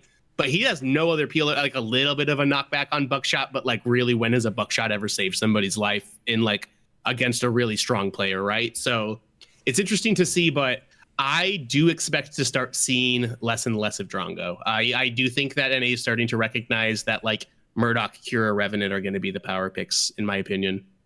Yeah, it's funny you say that about Murdoch, because personally I think that Murdoch is the king of self-peel with the knockback stopping stuff like Steel Charge. If you time it right, you can just negate the Steel Charge almost completely. And just can you? Yeah, because it'll knock him back even mid-charge. As long as it's not in the first active frames, it'll knock him back. It won't stop the charge, but it'll redirect him. I did not know that. That's crazy. Yeah, and then the trap as well is like they're not going to walk straight through it, right? But a good Murdoch, if you've ever watched Neff try and play around a Murdoch trap, is he will make you work to approach him, because it's just so hard to go straight through the trap unless you're Chimera, right? And you can cleanse the route, then you have to seriously work. But now that Kira's in the game as well, like I said, Kira coming into favor, I think she is very, very underutilized with the dash as well, especially in, I think, I might be coping because I'm a mid laner, but I think Kira mid with Malady first is cracked, because she has such good matchups into a lot of mid laners with the extra mobility to avoid skill shots, and she just struggles with early clear for the most part. That's a thing about carries. Like I feel like all the carries are interesting in their own ways. Little if we let Sparrow on the side, because Sparrow is very, very hard to pull off in comp if you don't have a comp like build around and everyone knowing how to play with a Sparrow in your own team.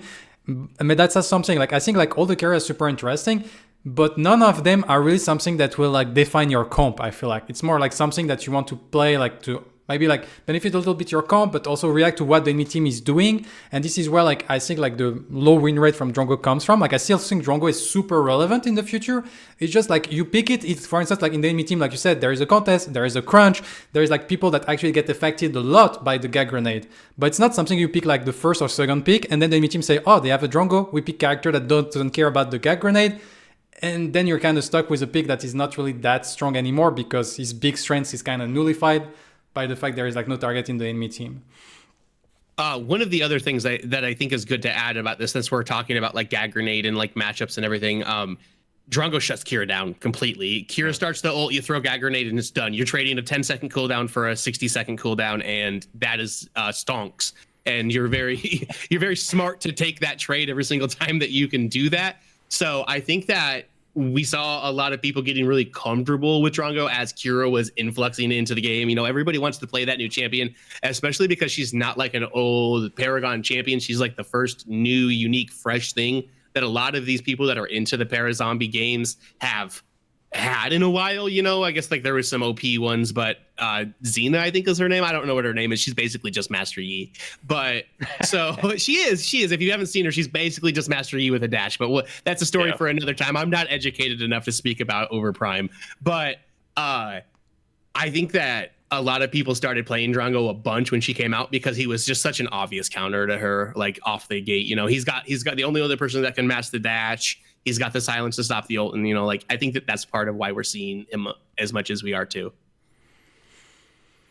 And the last thing, like about like win percentage, is it's interesting that because of I think like the low percentage on Howitzer, Decker, like Sevrog, we kind of see like the rise of other picks that teams actually like try to bring, and we can see like for instance like the Gadget at 67%.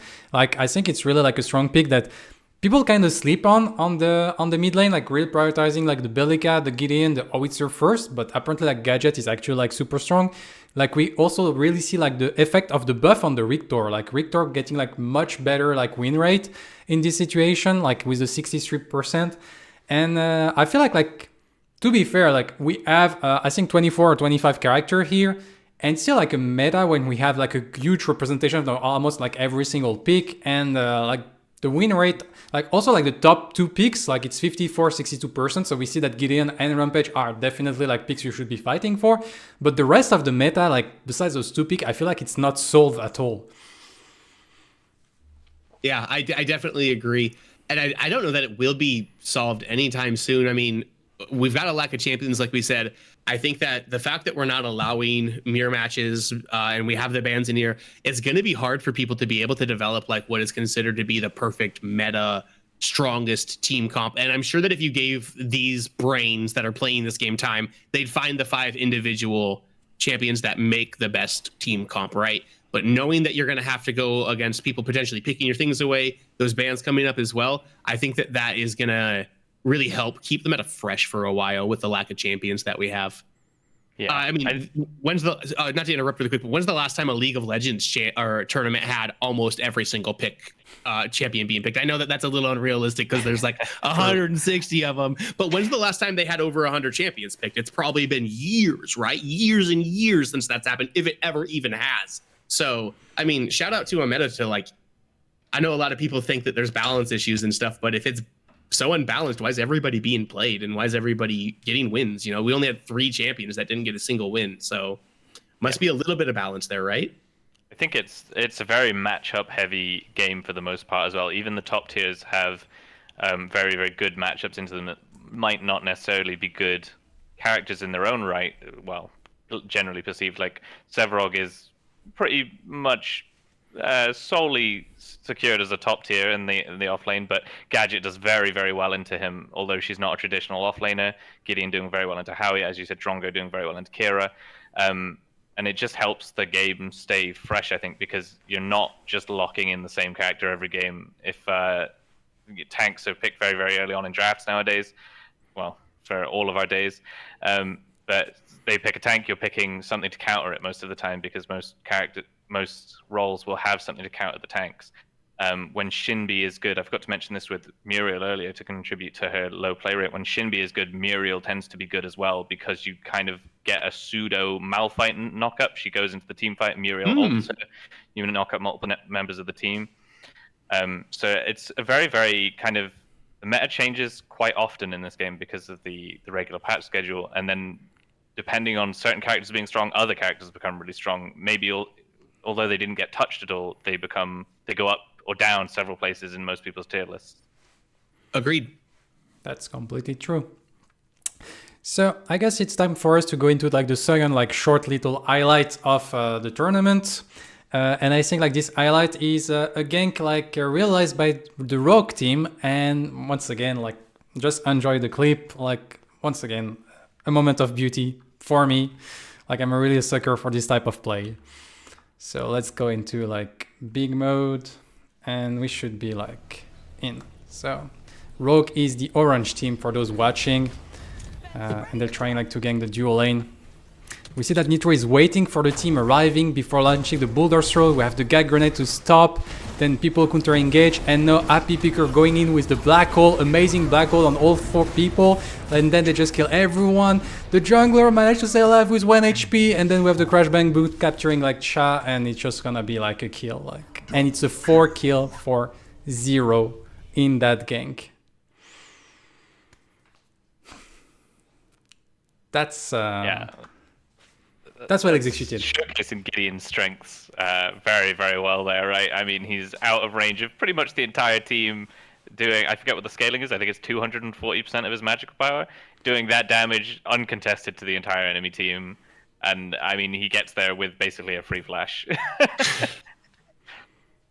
Yeah, it's super strong. I also like the way that they set that up. It really didn't feel like the enemies knew that everybody was sitting right on the other side of the fog wall right there. It looked like they were like, oh, we might have a numbers advantage on this Gideon. What are we going to do? Should we go in on Happy? And the next thing you know, a rock, a stun, a crash, bang, boom, thunk, everything comes through. And, you know, they're trying to figure out which one of their teammates they want to watch for the next 30 seconds because they're in the shop. Yeah. And something I really, really like about that play from Rogue, like it's true, like it's amazing. We have the whole particles, black hole is crazy, but how they set up that? Like you can see Happy first like go for a Cosmic Rift with the Void Bridge that forced the Shadow Glide away from the Kira. So this like defensive cooldown is not available anymore. Then we see that there is like Nitro arriving on the Rampage and basically just like get the boulder, and where like most of the Rampage just have boulder throw immediately on the Decker, he actually check where is like Pinzo and Haru, just wait a little bit for them to be in range to be able to follow up on the rock. So then we get the gag grenade on top of the Decker, and finally like Happy, which is the one that actually initiate at the beginning on the Kira, just stay on the backline waiting to see what is happening, like taking like the temperature of the moment. And when he see the opportunity where the whole enemy team like collapse and try to go for the fight, then he engage again. And that's whole this like setup, waiting for everyone, like going like a little bit in, out. That's what in the end create like this moment that like appear like completely crazy and they just destroy the enemy team. But because it was set up like 10 seconds ago by all these little movements, and which is like the stuff I really like to see. Yeah, I really love seeing the entirety of the team playing together super well. But honestly, any opportunity I get to see Happy Picker play this game, I'm tuning into. Appy's insane. I know that he's not like a super well-known name to people that may not be like watching the competitive scene very closely. I promise that he will be soon though. Appy actually had won a tournament with Pablo Wazowski, who was on Royalty, who ended up winning this as well. They were both on Bad Timing together. And Appy is nuts, and the man can play every single role. He was playing Richter jungle back in like late January, actually kind of like the entire month of it, and he made me believe that that Richter jungle was like the best pick in the game for a while, because I watched him do a scrim. I actually cast a scrim while I was still like kind of coming up in it and getting myself established like as a caster and stuff. I would do scrims every once in a while when the teams were nice enough, and I watched Bad Timings play Professors, I think, or no, it was against TOS, and Appy was their jungler, and I think that he was like 15 for 15 in hooks on his ganks and stuff. He made everybody look like they didn't know what they were doing or where they were walking the entire time. He was 10 seconds ahead of everybody, and it was nuts. So Happy Picker, big shout out to him. I don't know if you're watching or not, but if you are, like, you're a god, dude. You're crazy at this game. Yeah, he's a phenomenal player. And just going back to the game where they quote unquote got completely outdrafted, he picked Faye twice in a row, and Faye's, in my opinion, not a good character at all, but he performed so well on that character. Anybody that can perform like that on Faye can, like, playing an actual mid laner is just going to dominate. They're phenomenal player. And so speaking about the teams, we'll get the chance to actually enter into some stats about like the teams and the players. And so that's the next like section of this talk show. And so here we kind of have like all the different stats. So just to explain those to the people watching and also my fellow analysts, because I didn't get to prepare the presentation, so I can like actually explain them here. So we have the K, which is like the kill, and all those stats like the KDA secondary stats are actually like on per 10 minutes base. So that means like for 10 minutes of play, the teams actually like manage to get like, for instance, royalty 8 kills per 10 minutes.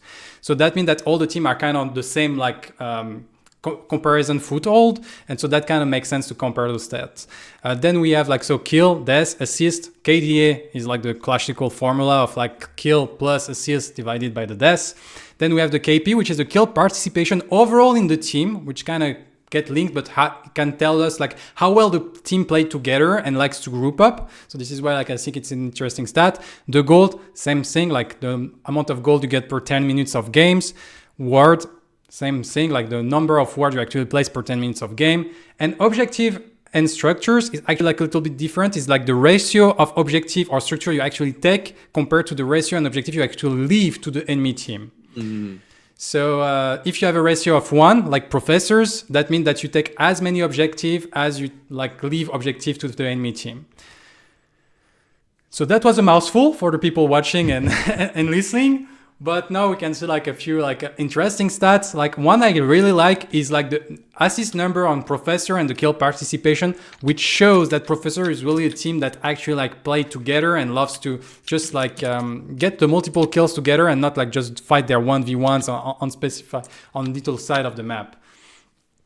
Yeah, that is the one that stood out to me, was the kill participation on Professors very, very high. And I haven't watched them play a huge amount, but the games I have watched them play, they kind of just play with like a surgical precision. It's like, I think we spoke about this a couple of weeks ago, Mugi. They're just playing with intent. They just always know what they're aiming for when they go into a game, and it shows in the kill participation there. Also, I remember, Lance, that you talk about like you were surprised that okay, Team Immune like lost in the semifinal, but that's also like the only team that kind of contested like royalty in terms of farming, because that's the only team like that broke like the 20,000 gold per 10 minutes or the 2,000 gold per minutes marks. So like right. Team Immune are known for their farm, and that show even when they don't win the tournament, they're still in this conversation.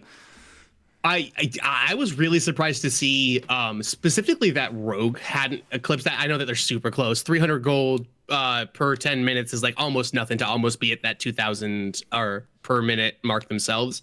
But I was just so surprised to not see Rogue eclipse that, and to see that even though Immune lost those 2 games, think about how good Royalty must have played in those games to beat a team that was earning 2,000 gold per minute in a loss. Like, that's nuts.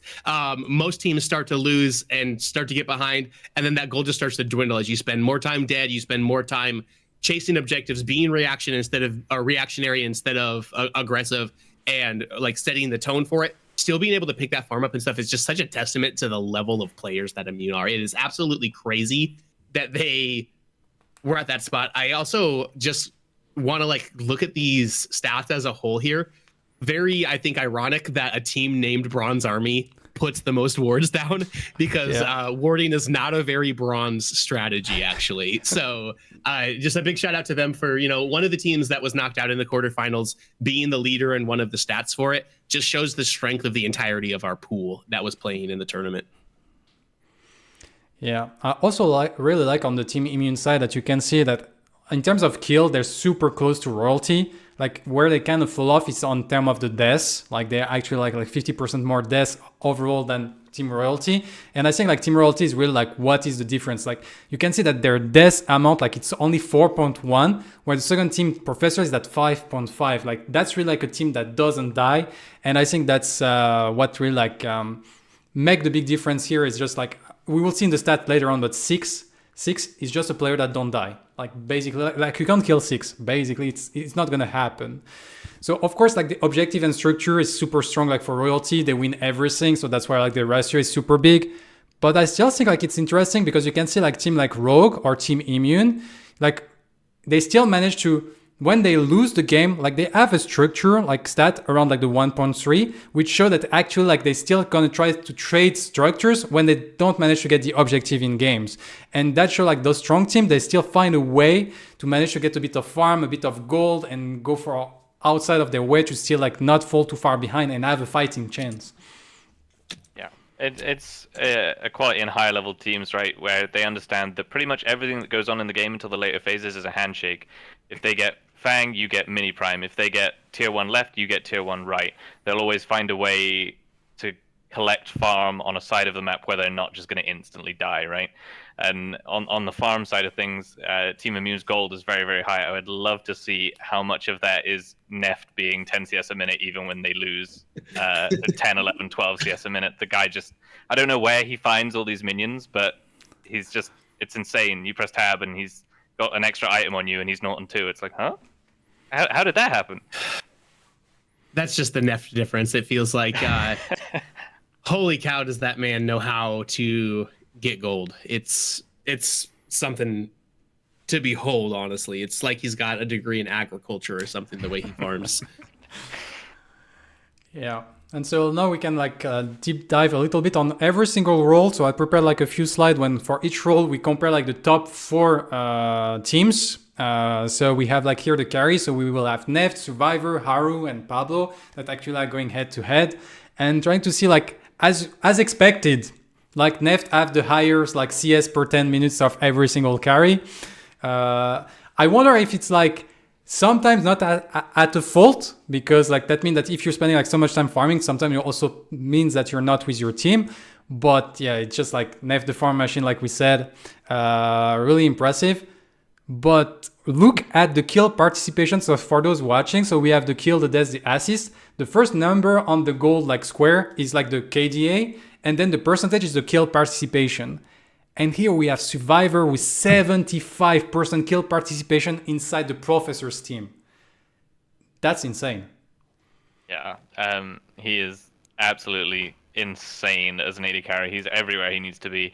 Like you said, possibly the farm comes at a detriment, but Neft is usually where he needs to be if his team needs him. And he's only 2 CS behind Neft, which is kind of insane, to be honest. I mean, even Pablo's 9 CS behind, right? I'm honestly very surprised to see that kind of closeness. Possibly we should have been talking about Survivor more in the earlier on in the podcast. I mean, obviously he is a very, very talented player. Nobody take that away from him, but to be that close on all of Neft's numbers is pretty crazy, to be honest. Yeah, and I think that is somebody that I had forgotten earlier when we were talking about that like gap.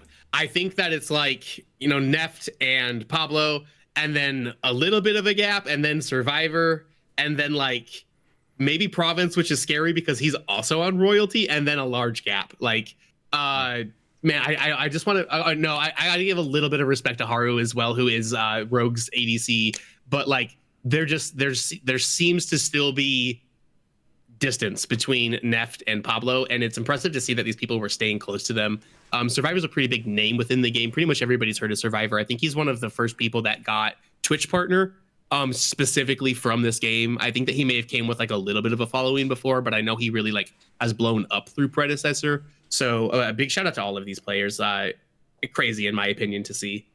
And you can see like the KDA on Survivor is 5.6, the top like hero damage also per 10 minutes. Like Survivor is really like pulling his worst inside the Professor's team. Yeah, I don't have the stats for how many games he played Modok, but that is one of the symptoms of Modok, right? Is that he can contribute to anything on the map at all times with the global ult. So that is probably has something to do with the very high kill participation. But then even then, still 20% above Neft, who also has the Modok icon there. So. And that's a good point, Els. I forget to explain that the little like portrait you see next to the name is like actually the hero he played the most during the tournament. And so when there is like multiple heroes, it's because they play evenly like the same amount of time each heroes, and at least 2 times during the tournament each of them. So here we can see like Aru really like high on the Drongo, and Pablo like the Revenant. He was the only one playing it. Like he played it like 5 games out of 8. So yeah, really. And here we can see like Neft and Survivors like most of the time like prioritize the Murdoch and still got the 55% win rate. Yeah. So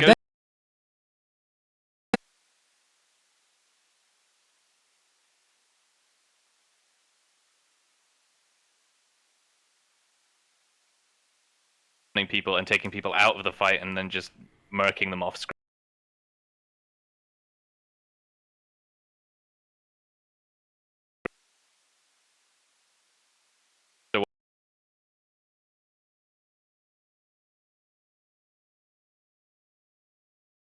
While he's maybe not high in kill participation, he's usually getting kills that matter a lot. And he still got like a very high like hero damage, as we can see, like almost the same damage as Neft, which Neft got the advantage of this long range like ultimate to still like be relevant.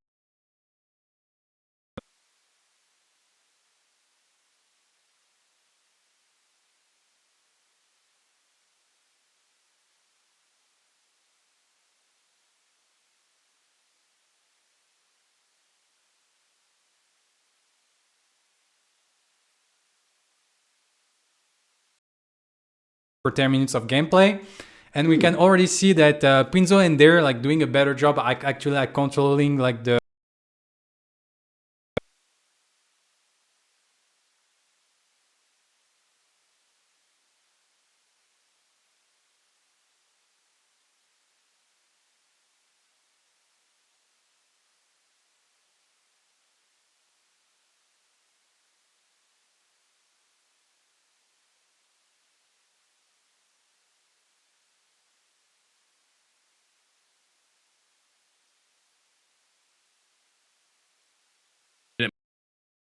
Mark, I'm sorry, until you get that upgraded crest anyways, because then the wards change for you and become sweepers as well. So it's a little misleading.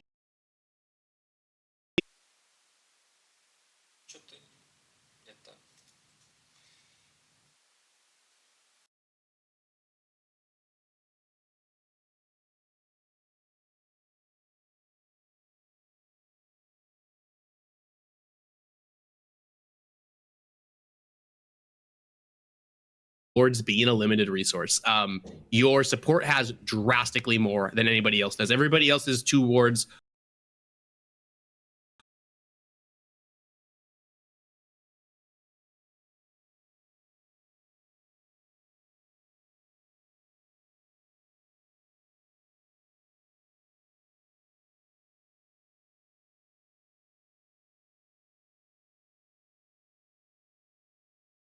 Because I'm an incredibly biased support main.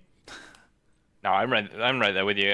Support has so much agency in the game that the higher up you go elo-wise, the more important support is. They go from being a role which is just sat next to your AD carry throwing stuns out every 8 seconds to almost a secondary jungler, but you know, they're freezing waves, they're manipulating wave states, they're clearing wards, they just offer so much value to the game when you've got a good support player. And I mean, all of these support players played incredibly well, to be honest. I mean, I'm a Ray fanboy, but they all played really, really, really well.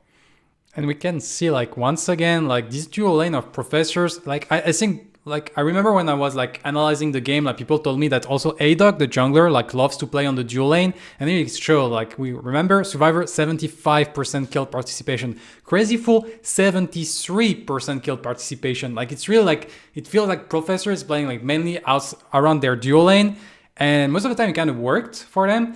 But here, like this type of numbers, like it's when you compare, like the second one is 60%, like 13% lower. Like they really are the driving force on the side of Professor, like this dual lane. So then we have access to the mid laners. So this time we have Empty, Soul Reaper, Happy Picker, and Seismic. And here we once again got the CS average value per 10 minutes. We got the hero damage from everyone. And as we can see, like Gideon, Belica all over the place. Like Howitzer nowhere to be found because he was banned most of the time. Like the really like impressive stuff, like is Seismic. True, in terms of like hero damage is like under the other people, but in terms of CS is really up there. And also in terms of deaths, like only like less than 1 death per 10 minutes overall is like apparently very hard to kill despite playing Belica quite a lot, because Belica is normally pretty easy to gank. I agree. Participation very high as well. Seismic had some absolutely godlike Belica games in this tournament. I was just watching him in kind of like disbelief. It's crazy what he was doing with the character, to be honest. Right. I do want to just give a little bit of credit to Seismic right here. Highest farm amongst all of these people at the 10-minute mark is very, very close. I think that, what is that, 9.8 CS per minute if you just really quick math, put a decimal point in there. Yeah. But you see the hero damage is a little bit lower on Seismic than it is on these other ones, and that's because Seismic doesn't just play in his mid lane. Seismic plays jungle as well. He played jungle one game during this tournament, I believe. The very first game of it, True. Six played mid. Seismic doesn't like Howitzer very much, so they put Six on it and then put him into the jungle, which might be affecting these like hero damage stats because he did play one game where he didn't have like somebody directly across from him in lane to hit all of the time. Good But point. Seismic is also spending some time outside of his lane, roaming over to his other spots, which affects that a little bit, but somehow still able to have the largest CS number. Maybe because he's taxing his ganks a little bit when they don't land or something. Probably not, because I know Seismic is a pretty good guy. But I like hands down think Seismic's the best mid laner in the world. I think that it's Seismic. I think that it's like maybe Empty after that. But then I think that there are like 3 or 4 guys that are just really, really close with each other. But I don't know that I've seen Seismic like really lose lane or like be the reason his team has lost a game ever. And I've been paying attention to Seismic for a couple of months now. Yeah, it really shines through when you see people like Seismic and Empty play mid lane. Not to take it away from the other mid laners because they do it just as well, but Seismic and Empty especially, they have the play style of clearing the wave and roaming and getting the rest of your team ahead. They have it down to a T, and the game is influenced so much by mid lane when it's played like that. It's hard to keep up if you're not an experienced player playing versus them. You're just kind of, oh, they're missing sorry, oh, they're missing sorry, and then the game's over because they've just influenced every lane on the map, like a jungler with guaranteed farm almost. I guess especially with the top like mid laner currently, like the rotation of Gideon are insane, the rotation of Bellica are insane, the rotation of Howitzer are insane. So if like you're late to the party, like that's probably a kill for the enemy team, and then you're just like, I'm too late. We can't really like capitalize on it anymore. I do want to stir the pot really quick because I saw the facial reaction from Tails as I claim that Seismic is the best mid laner in the world. Do you not agree with that? I assume that you've got this EU biased in your lean and Empty, correct? Oh, you know it. But it's possibly just because I don't have enough experience playing with Seismic, because I have seen him play a lot and he is insane. He's dumpstered me quite a few times, but yeah, Empty is incredible in mid, and same with Purple Swan, the best controller player in the world. Mm-hmm. He's a very, very talented mid laner, especially. It's very rare you see him losing lane. So it's again, I'd like to see a LAN, right? I'd like to see a zero ping. I'd like to see Seismic laning against Empty. I'd like to see Seismic laning against Tails. Not Tails. I definitely don't want to see a Seismic laning against Tails. I want to see him laning against Purple Swan, because Purple is insane. Right. I would like to see all of that as well. I just think that like Seismic's understanding of the game as like a whole is so strong. He provides just so much to it, and he's like, you know, Six gets a lot of credit for what Royalty did, and North was obviously the MVP of our tournament. He really showed out throughout it, but Seismic was so consistent throughout the entire thing. And something that we're also not talking about is Royalty didn't just win our tournament this weekend. The next day they had won they won a month-long event that they had been participating in. So they played 2 different tournaments throughout the course of that month because they had to go through our group stage. They also did another tournament called ATS, the Orem tournament series. They won that pretty handedly as well. They 3-0'd Professors in finals, I believe. Maybe Professors won 1 game. Yeah, I'm sorry. I think Professors did win 1 game and it went to 4. But like, Royalty was just everywhere. They dominated everybody, and they even ended up subbing out Six because he had Apex Legends obligations. So my buddy Atomic, 5th best mid laner in the world, subs in for or 5th best mid laner in NA, the NA tournament scene is how I want to word that, because I don't want to disrespect Purple Swan or any of the Europeans that I don't know about very well.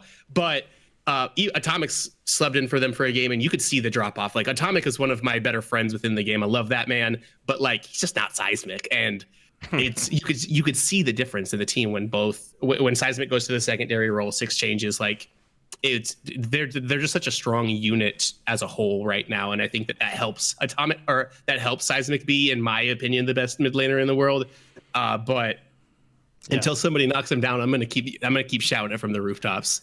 It's very hard to tell, right? We really need I'd love to see the opportunity just to get to know the NA scene a bit better and see them playing against some of EU's, because EU has some very strong mid laners, but it's hard to tell really how well they'll do, because you have to think of it on a, like you said, a game understanding level, a macro level, and then also how they do in the 1v1, because everybody plays mid laners differently, especially people like Gideon and Bellica. Like Swan is always stood at the enemy's tier 1 tower trying to auto attack them. That's just how he plays. He's always trying to kill them and almost daring the jungler to come. But a lot of people like Seismic and Empty will just push the wave and just leave. They'll just leave and get the rest of their team ahead. If there's a kill opportunity in mid, they'll take it. But a lot of the time they're trying to affect other areas of the map rather than trying to win through mid. Yeah, and that's a very fair point. Like in the end, it's a 5v5 game. Like also, like if you win the whole event, naturally your stats will look better and you will die less. So it's always like something that we have to see like on multiple events when it's not always the same, and see how people like manage it on the long run. Because like of course sometimes we also see like we'll see on the offlane, like on the north side, it's very interesting in terms of stats. But so let's move on into the jungle. And so in the jungle we have Iron Twice, Adoc, Nitro, and Six. And here we can see everyone Rampage Richter except Six, that is just like Cautionary all the way. Which is very interesting. And same thing, like here for the jungle, I put also like the destroyed wards, and there is like two aspects that I think is very interesting. The first one is like the 0.4 wards per 10 minutes. It's only actually placing 1 wards per game. So that means that they just place the ward at the beginning, they go back, they buy the sentry. Where Nitro and Six actually like keep like the wards a little bit longer until they switch for the sentry. That's why like their first ward is actually higher. Which is very interesting. Then in terms of hero damage, we can see like naturally the Cautionary is like so far like higher on the chart because she's not a tank, she's just an assassin. But like here we see that Nitro like 69% like kill participation, like really a driving force on the kills on the side of Rogue, being like almost everywhere to help his team getting some kills. And Six, 0.5 deaths per 10 minutes. Like when I said like earlier that you don't kill Six, you just don't kill Six. So that means that in the end he got 9.2 KDA. I think that's the highest KDA in the whole tournament. It comes down like mainly because he killed a lot of people, a lot of asses, but also because he never dies. He just never does. It's and the wards cleared for him very, very high just because of Cautionary's innate ability to kind of sniff out wards. Nearly 2 wards there. But it's funny because everybody keeps saying you can't kill Six and he doesn't die in the games, but all that's sticking in my mind is the in one of the Immune versus Royalty games, I watched a teamfight went a bit wrong for Royalty, and Six double jumped over a wall, ulted next and flashed, and they still caught up with him and killed him. I felt so bad for him. I was like, oh man, and that just keeps coming back up to my memory. But yeah, no, the kill participation as well is so high for him, higher than both of Iroh Twice and Edoc. Who I'd expect to have higher kill participation because they're big AoE tanks, and Cautionary is more of, oh, you're side laning? Well, now you're dead. She kind of is solo killing people a lot more than the other characters are, and not necessarily AoE damage contributing to a team fight. Right. I also like the influx of the Richter jungle that we saw. We saw like 2 games where Nitro for Team Rogue just absolutely showed out on that pick. I think a lot of people are learning how to play Richter, probably from watching Appy Picker in my scrims VOD. But I think that a lot of people are picking up how strong of a champion that is. The like amount of tankiness that he has, how quick his clear is. If you start E level 1 with Richter into like a Whiplash, you can even go hook level 2 if you want to, but you just do so much damage. You clear your red side or your blue side, whatever you start on, just as fast as possible, pretty much as fast as any character, I think maybe other than Shinbi, as I mentioned before. But I really like seeing people start to get some popularity onto that pick. A lot of people are realizing that like you don't just run into lane and try to hit a max range hook on Richter. He's got that mobility in his E, right? So you can catch up to somebody, get them right next to you, hit him with something else, and then follow up with your hook and just be so oppressive and lock somebody down for so long, which is why I think we're starting to see Richter kind of shine in that jungle role. Yeah, and you really can't understate how valuable he is, especially in a meta where, as you've seen, the 2 most contested mid lane picks are Howitzer and Gideon. Gideon, before he gets his true Silver Sash, is a sitting duck for Richter hook. And Howie, while he's a bit more difficult with the ult, he can juke around a little bit, it's still fairly easy for Richter to pluck him out of the air as long as he's in position when Howie ults. The guy just brings more CC than Rampage if you play him perfectly. And just the threat of having a big steel man run out of the jungle and pluck you out of tower is terrifying at all points in the game, to be honest. Are you guys familiar with the lore of what Richter is? Do you know like I'm Richter's not lore at at all. all? Either of you? Not And at he's all. a jailer, and that's about it, I think. He's a space jail warden, yes, and Steel is one of his prisoners. Oh, I Yes. did not know that. There is very little lore, but that I don't know if they're carrying that over from Paragon. I would assume that they would, but yeah, that's Richter's lore, which I think is interesting because he's got the chains. You'd think he would be the prisoner, but whatever. I don't know anything about flavor and lore, you know. Yeah. I'm Every not day a is a writer. school day. Yep. And then we have like the last role, the off lane, where we have Tang, Mr. Guru, Tekken Kid, and North. North that was actually like got the MVP crown of the tournament. And this is where like I think it's very interesting. Is like if you look in terms of CS, it actually has the worst farm of everyone on the board, but on kill participation is like 13 points, 13% over every single one. And I think that maybe like one of the big part of the success of Royalty is that they actually utilize like offlane not as a solo island on the side, but as an active part of the team. And does that like really show that like he's sacrificing his farm to be present, but then that means like so much control on objective, on creating space, on winning team fight of the rest of the map. And so maybe there is like a recipe for success here. Yeah. When you play Sevrog, you're not just a pair of shoulder pads, right? You can do a hell of a lot just with one good colossal swing in a team fight, and you've won the team fight pretty much. It doesn't really matter how big your shoulders are if the enemy carry is stood in the middle of your team. And North did a phenomenal job of just being a part of a lot of team fights, as you can see from his kill participation. Just everybody else hovering around just below 40%, and him an extra 10% ahead. You know, still above 5 CS a minute, around 7 CS, which is, you know, what you want really. Yeah. And also, like, you can see that Tekken Kid, North, and Mr. Guru, they all, like, have Sevarog at their most played character. But look at the hero damage. Like, North is a monster on the character. Like, 4,000 ahead of the rest. Like, that's crazy. Yeah, I think that is like the thing that really set him apart. I think that's why his KDA is strong, and I think that might be part of why his CS is a little bit lower, because he's not farming minions, he's farming champions over there in that lane. And I mean, even though it is a little counterintuitive, because you think that Sevrog would try to be focusing towards that CS because it is kind of how he propels himself into that late game. But like, whew, that's so much damage. Like on heroes per 10 minutes for an offlaner. That is so nuts, especially when you're the one playing Sevrog, so you probably don't have a tank across from you to just be pouring damage. And sometimes those numbers can get a little askew in offlane, especially when you're against somebody like with the regen of Sevrog, where you can just throw, like if you're Gadget, you can just throw hat after hat after hat after hat on him because he just survives it all, right? But they're playing those champions into him here. He played it into Gadget, he played it into Shinbi, and he's still just pouring damage into them, and rotating early is really what I think is like what that shows. Is like if he's got that sort of hero damage, that means he's joining fights early, and he's not spending that first 10 minutes of the game just farming solo over in that lane. And yeah, that's really what it shows. Is it's not the solo island, right? I mean, if you can win through offlane, but North is showing that 90% of the time you want to be with your team, just putting out damage.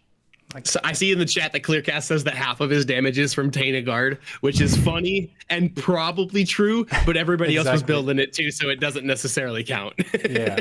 Like if you compare to the other role, like it kind of count, but for like the comparison, the relative comparison between like oldest player doesn't that much. But like I remember one game I was watching North, and it was I think like 23 or 24 minutes in, and he still didn't got his 120 stacks. And that will like strike me because like I remember when it's like if you want a good Sevrog game, like in 16 minutes you have like your full stacks, and then you start like being a powerhouse for your team.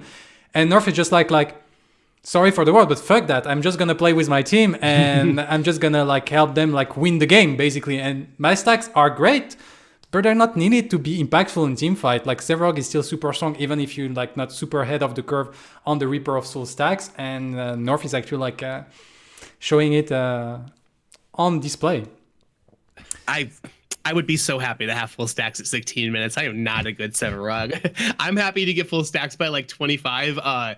We're showing Mr. Guru stats right now on this as well. I saw Mr. Guru hit max stacks at 14 minutes and 23 seconds once. Wow. And I just could not. I was like, like it makes me feel like I should never lock the champion again because there's such a gap between me and the high level Sevarog players. But I guess that's just practice, right? And I see a fair point of Joel's story in the chat. Like, once again, like, keep in mind, this is some stats. Like, stats doesn't tell, like, the whole picture. You shouldn't take it like this player is definitely better because he has better stats. It's just like, that's why, like, also here we're focusing on the North case because I think it's showcasing something interesting about how people are playing offlane that Royalty is doing different. But definitely don't use this stat to say, like, haha, this player have a bad KDA, it's not, like, contributing to the team, because that's completely, like, not true. This is not how MOBA works at all. It's just like a way to have like a glimpse of a certain things that sometimes stats help us to actually like put into the light, but they don't tell the whole story. So it's important to keep that in mind. If anybody out there doesn't think Tekken Kid is good at this game, I dare you to say that across the lane from him in off lane, because you'll regret it pretty shortly after. That man is insane, especially you get him on Crunch. He comes from, I mean, obviously his name is Tekken Kid, so he comes from the fighting game community. I believe he's a King main. I've been following him on Twitch for a while now, like since this game and stuff. I see him play Tekken in his intermissions. I'm sure he's really excited for Tekken 8 coming out soon. But I mean, Tekken's impact is massive. He's a Kalari main in offlane as well, which is really interesting. But like anybody that thinks that like these stats, he's going up against the best players in the world. They're all going up against the best players in the world. Just because his stats don't look like great doesn't mean he's not like a top 4 or 5 offlaner in the entire world right now. So. Definitely. No disrespect towards anybody who's not like shining in these highlights really quick.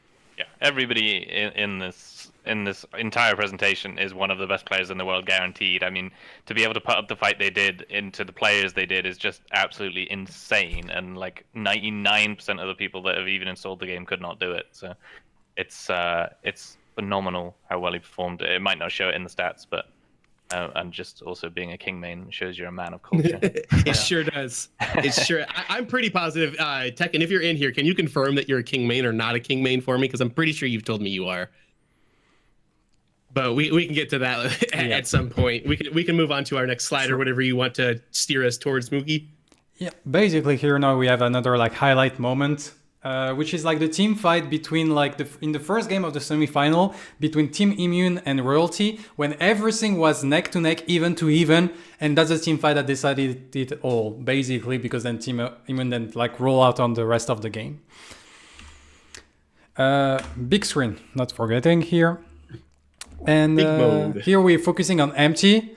Because like at the beginning of the team fight, we have North that is actually trying to go onto empty. North on the Sevarog, like we talked quite a lot on him, going in. And here we have the true Silver that counter completely the Colossal Blow. And then like the poor North is getting collapsed on. And the team is going to follow. We have Ray going in with the Iron Strike. We're going to get the Rampage with the Behemoths, trying to trap like the enemy mid. And everyone is collapsing. Empty dealing a lot of damage. It's already like 2 kills down. We got a static trap, like beautiful static trap by Nev to catch like also the Bellica. Not there is like the target. They're gonna finish it. And then we have Empty a little bit exposed. 6 trying to get there. We also have the Kira trying to get there. 6 going in with the guillotine, but being peeled by Nev with the buckshot. And they finally find almost 6 that flash away, but get captured by Tang. And that's a kill. And they finally like killed 4 people, losing 0 people. Well, I think North gets surprised by the True Silver and the insane reaction of Empty to thinking to use the Tesla Dome to get the True Silver to not get Colossal Blood away. And also like zoning the rest of the team so they can collapse on the Sevarog on that team fight. Very heads up play by him. Yeah, that was very, very well played. And it kind of shows the shortcomings of... Kalari there she couldn't really interact with that team fight because her team's just getting ran down, right? You saw 6 hovering at the back of his own team for pretty much the entire fight because he just can't really find an opening there. Yeah, rare footage of 100 T6 dying. You can't find those every day. So good job, Mugi, for having to search through 10 hours of video to find the 3 or 4 times that 100 T6 lost the team fight. Really interesting to see that. I mean, when I was getting acquainted with Team Immune, one of like the first roles that I got with PCC was to like kind of get intel on the teams, find out about them. I like kind of took that role on myself and I started reaching out to everybody to see what it was. And Immune was the most prepared for that by a long shot. They sent me like this typed up document that gave a description of every single one of them. But the thing that was really consistent through it is they all argued about whether or not True Silver Bracelet was like completely disgustingly broken or not. And you can see that in this team fight, without that True Silver Bracelet, Empty gets caught there. He gets Colossal blown back into Team Royalty, and that team fight is over for Immune there. So True Silver Bracelet dropping the Tesla Dome like starts that off, saves it for him.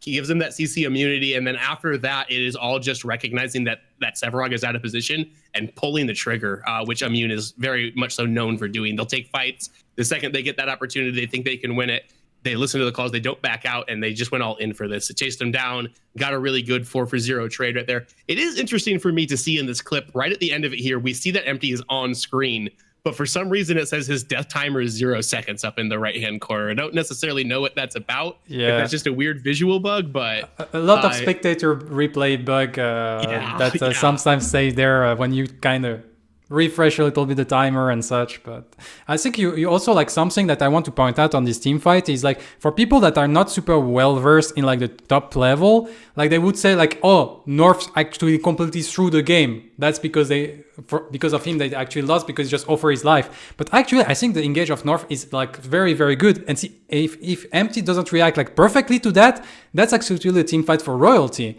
And so it's really like it does little like little things that can really like just won a game at that level. That's also like why I choose this little sequence here. Yeah, it's one of those things where possibly you've got to give Empty the credit that he's going to reaction speed that and you're not going to hit him. It could also be that North either didn't know or just forgot that he'd built True Silver Sash. But against people that aren't as good as Empty, you probably win the game there, right? Because you kill the mid laner, you might pick off at 1 or 2 members of the team that try and help him, and then you either get Prime, you get Primal, or you just go through mid and end the game. But because it's Empty, he has the reaction speed and the forward thinking to just ult to get the CC immunity on a character that you see a lot of better players build it on Gadget, but it's not someone that you immediately see and go, Gadget, she builds True Silver Sash. Or True Silver Bracelet, sorry. And, you know, you're not kind of thinking of the CC immunity. You're maybe expecting an Epoch, but possibly he knew Epoch was down if she went in that game. I can't quite recall, to be honest. And it's just kind of one of those things where it's counterplay between 2 of the best players in the world, right? And you can't really take anything away from him for going for the play, but you've also got to give Empty the credit he deserves. You can't say that's North's fault really at all. Mm-mm. Not at all. No, that's not North misplaying. That's Empty outplaying, basically. You know. Yeah, that's a really good way to put it. And so now we can get into like the last like heavy slide of data, which is about items. And so like it's once again like there is a lot of stuff on the screen because that every single tier 3 item, like crest included, on the top of the screen, like every single bar is like how many times they got picked during the whole tournament. And then on the right side, we got like the top 10 items that got picked with like the number of times they got picked like specifically.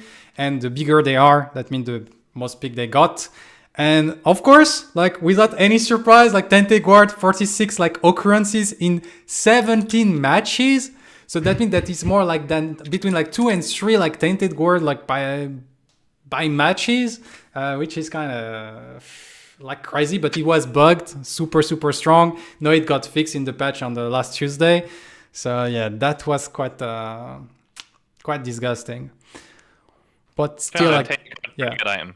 Pretty good. Yeah, before diving into this, I need to give you credit for this, Mugi, because this is such an insane graphic for me.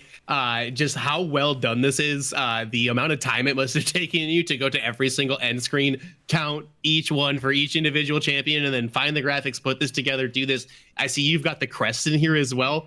If anybody from Omeda is watching, find Mugi's email address and send him an application for your like analytics department or something, because this man knows where to find data from, because this was very impressive to me. Thank you. Quite the statistician. This whole presentation is just so well made. For I wouldn't have done anything close to this. You're a magician with a PowerPoint presentation. Yeah, I used to do a little bit of data analysis, and that's the part I really like to do. And so yeah, it's a pleasure to prepare this type of stat and sharing that with the community, because like that's also like I think we're spending a great time here.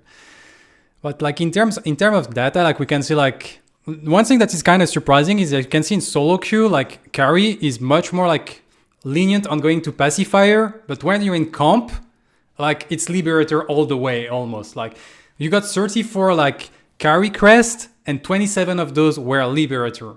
So just like people like respect the enemy team. They just don't go like, oh, I'm going to go for the pentakill with my Pacifier. No, you take Liberator to stay alive, otherwise you're not going to have a good time. Yeah, you just need to cleanse, right? I mean, I see Neft going Pacifier on Revenant quite a lot, but I don't think he played Revenant a single game anyway. But it's just the amount of CC in the game and no diminishing returns. You know, rocks out of fog walls or steel ults or seismic Bellica ults.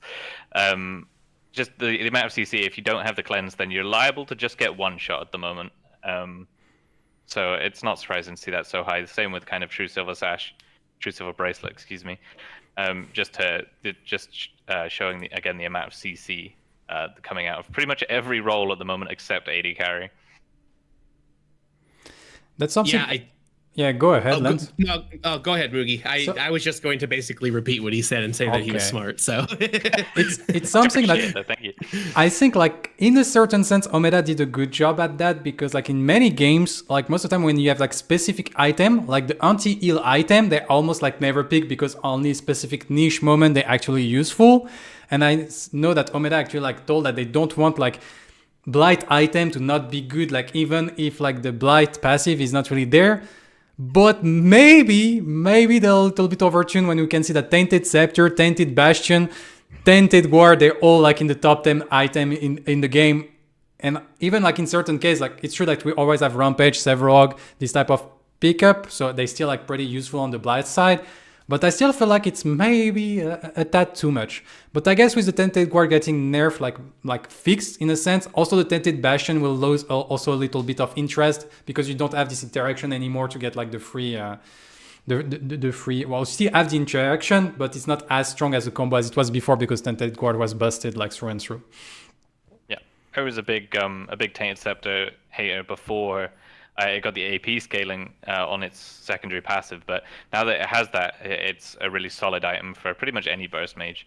And like you said, it might not be the anti-heal that's necessarily the strong part of it, and Tainted Bastion can give you something, I think it's 12% damage mitigation on the entire enemy team if you proc it on everybody, which is just ridiculous when you think about it. Like just 12% reduced damage for around 3,000 gold. I mean, forget about the anti-heal at that point. That's an insane item just from that passive. So it might fall off. But to be honest, I think it's a slept-on item, even if it's one of the top 10 items in this tournament. I agree with that. I think it's interesting some of the items that we see not getting picked very regularly as well. I saw that somebody, I think it was Venom, put in the chat as well that Perforator is being slept on. I feel like Perforator's very specific, but I do see that its advantages with the whole, if somebody's got more health than you, you do a crap ton more damage to them. Something that I'm a little surprised to see is nobody built Tranquility the entire time. I kind of get it. You know, Reclamation is quite a bit better. Silencium is a little bit better, but there are some of those champions and there are some of those spots where you can see Tranquility coming out. As I am saying this, I'm thinking of times in my head, I have definitely just gone like, oh, what the hell is this guy doing in solo queue games, seeing my support have Tranquility? So I kind of like want to back off that statement a little bit, but still, I think that there are situations where that heal is really good. I think that it's decent on Bellica if you don't have something that you need like a silence for, or some of those other champions that kind of lack that stuff, because a lot of times those builds the support builds can focus more towards the like 10% increase to your healing and shielding a stat that's like a very standard passive for them. But I'm surprised to see like Rift Walkers down at only being picked 6 times. I'm really surprised to see Viper that low. A couple of these items that are down at the end, I mean, Eviscerator makes sense because of Sparrow not really being picked and really being the only user for it. But Icecore and Talon's only getting picked once the entire tournament. Like that blows me away. That item is super, super strong. But same with Warden's Fate. I'm very surprised to see Warden's Fate only being picked up one time. But I feel like all these, like you can see like overall like Phoenix, Brutalax, and Icecorn Talon, all the Warrior Crest, only 8 appearance overall of the Warrior Crest. And also you can see like Legacy, Salvation, also like the Bruiser Mage item, all of that are almost not pick or not pick at all. So definitely like I think like they're like with this TTK change that also like want to like make Bruiser like great again once again, and it kind of show here also on the items that those items are designed for Bruiser character, but because Bruiser is not really like such a strong fit currently in the meta, they don't get picked. And also like here, true, Ice Queen is picked only once, but overall it's not that low compared to Phoenix and Brutal Axe. It's just, I think the main issue here is the Wire Crest that is not appealing. Right. One of the things that just popped off this, I can't believe I hadn't noticed this before, but I think that it needs to be talked about. Reclamation was only picked 6 times. How many total games was it, Mugi?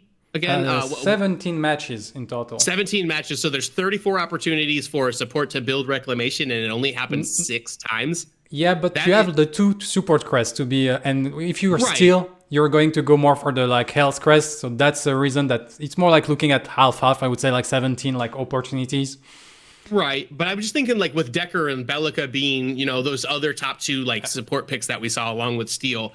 I go Reclamation pretty much anytime I go Bellica because, you know, you've really only got that one. You got to land that seismic assault or you're sitting duck, so you need something to be able to get yourself out at that point. Decker's a little bit different with the double jump and stuff, but like we saw Faye picked quite a few times and we didn't see Reclamations into Faye even sometimes. And I don't know if like maybe the AoE on it isn't big enough, but I feel like that item is incredibly slept on.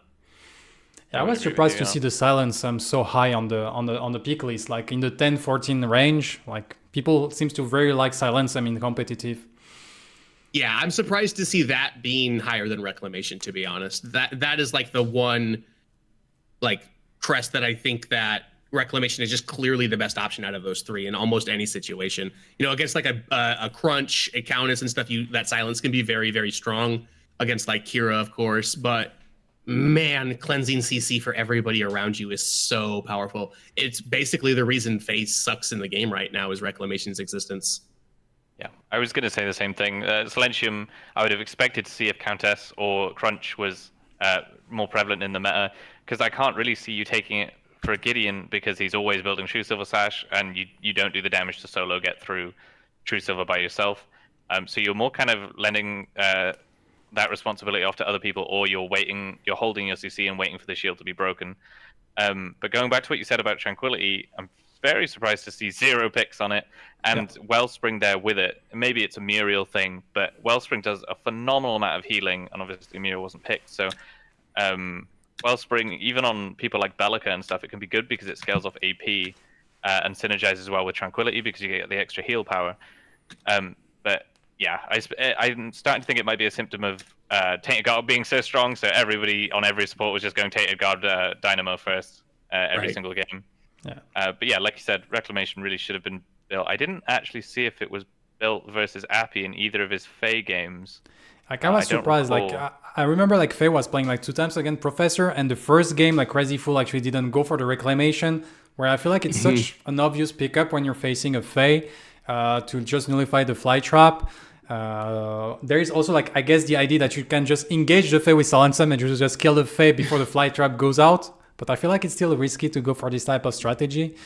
So I watch Crazy Fool stream pretty regularly. I think that he's like a decently entertaining dude. He's got a lot of buzz around him, right? For like a good term to put on it. But I remember listening to him talk about that game specifically, and he experienced a bug. As it was time for him to back and get his crest, he like got locked, so he couldn't move left or right. So he had to alt tab out, and then he alt tabbed back in, and was like, "Shit, I got to get the lane as fast as I can." So he just double clicked and bought the crest that it was up on, which wasn't Reclamation, which is why he didn't go into the first one.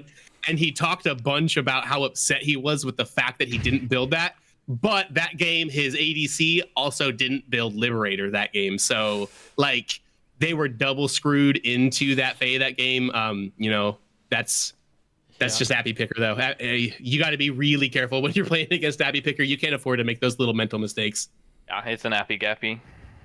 Appy, oh, I like that a lot. Can I use that? You can have that. That's a freebie for you. Thank you. I appreciate it.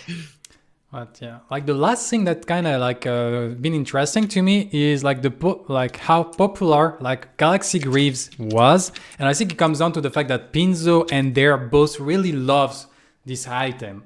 And that can maybe like start showing a trade like on support, because I know that is what kind of not really picked up. I know that Omeda like buffed it like a few patches ago, but still like not really like being a big talk. And here we can see like it actually got picked quite a lot on there and Pinzo, which is the two team reaching the finals. So one of the reasons why it's also like in the 10-14 like number of pick rate. But I actually see like it's a kind of a sleeper item in a sense.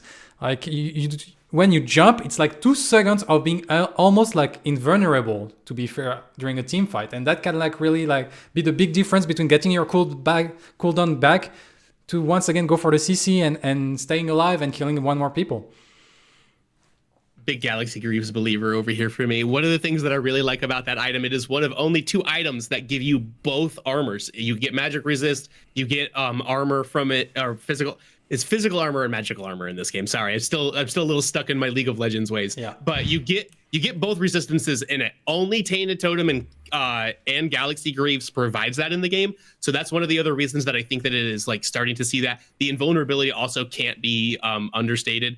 I saw a play a day or two ago where like somebody was fighting for Scion buff, right? And they were like about to lose it, but they had Galaxy Gears and they just jumped up the little ledge right there, right? And then all of a sudden they're out of the fight. They were like 2 seconds away from dying, and then all of a sudden they're by the 3 camp, and there's just nothing you can do about it. So I think that item is going to continue to see more and more pickup, especially as people start to understand how strong verticality can be within the map. There are a lot of spots that if you could jump just an inch or two higher, you'd be able to get out, and Galaxy Greaves provides that. Yeah. Speaking of sleeper items, I think Riftwalkers, honestly, is really slept on at the moment. People like Steel and stuff, obviously, but shout outs to Dr. Snoop in EU. He's playing a lot of Decker at the moment with Rifties, and he's the first person I saw really do it, but he plays it like an assassin. He flashes into a group of people, Rifties them together, the right click AoE stuns, and then he ults. And I've seen him nearly one-shot teams with it because of how Dynamo procs, and it's an insane item. It's absolutely insane. That's the perfect transition, because the clips we are going to see is exactly that. Riftwalker, Decker actually like setting up like a huge ultimate. It's crazy. Really quick, who did you say was doing that in the European scene that like started that off for you? I don't know if he was the first one I started. It was Dr. Snoop. He's Dr. the support Snoop. for Labra's Angels. Okay. The first time I saw that, it was actually Tekken Kid, who's the offlaner for Rogue. But he had when there was a small period of time where there was like a pseudo ranked Discord out for it, and Tekken Kid like started playing it in that, and he set that Discord on fire with how well he played on that. I think Tekken Kid is one of the better offlaners in the game. I think he's the best Decker I have ever seen play the game. He is nuts on it. He's the reason I build Riftwalkers on Decker, to be perfectly honest with you. So yeah, I'm really excited to see the clip. Yeah, so we get like it's a professors with a crazy fool. It's it's just like well executed. The enemy team can't really react to anything he's going to do. And and here we can get into it. And so here we have Crazy Fool with Survivor. Adoc is ganking. As soon as Adoc appear, flash with Walker, stun, Iron Strike, and the team is just like, oh, what is happening? And we already got like Aru that disappear, and then Pinzo is just like alone, containment fence, and like there is nothing you can do as the enemy team. It's just like instant. Like you just go poof. It's a magic trick. Decker's got so much crowd control in her kit, and then like something like Riftwalkers that positions somebody exactly to where you want to be makes it all free as well. You just Riftwalkers take like one step back, push R directly in front of you, wait for that little yellow bar to run out, push right click on him, put a fence around him as well. There's just nowhere you can go. It's so powerful.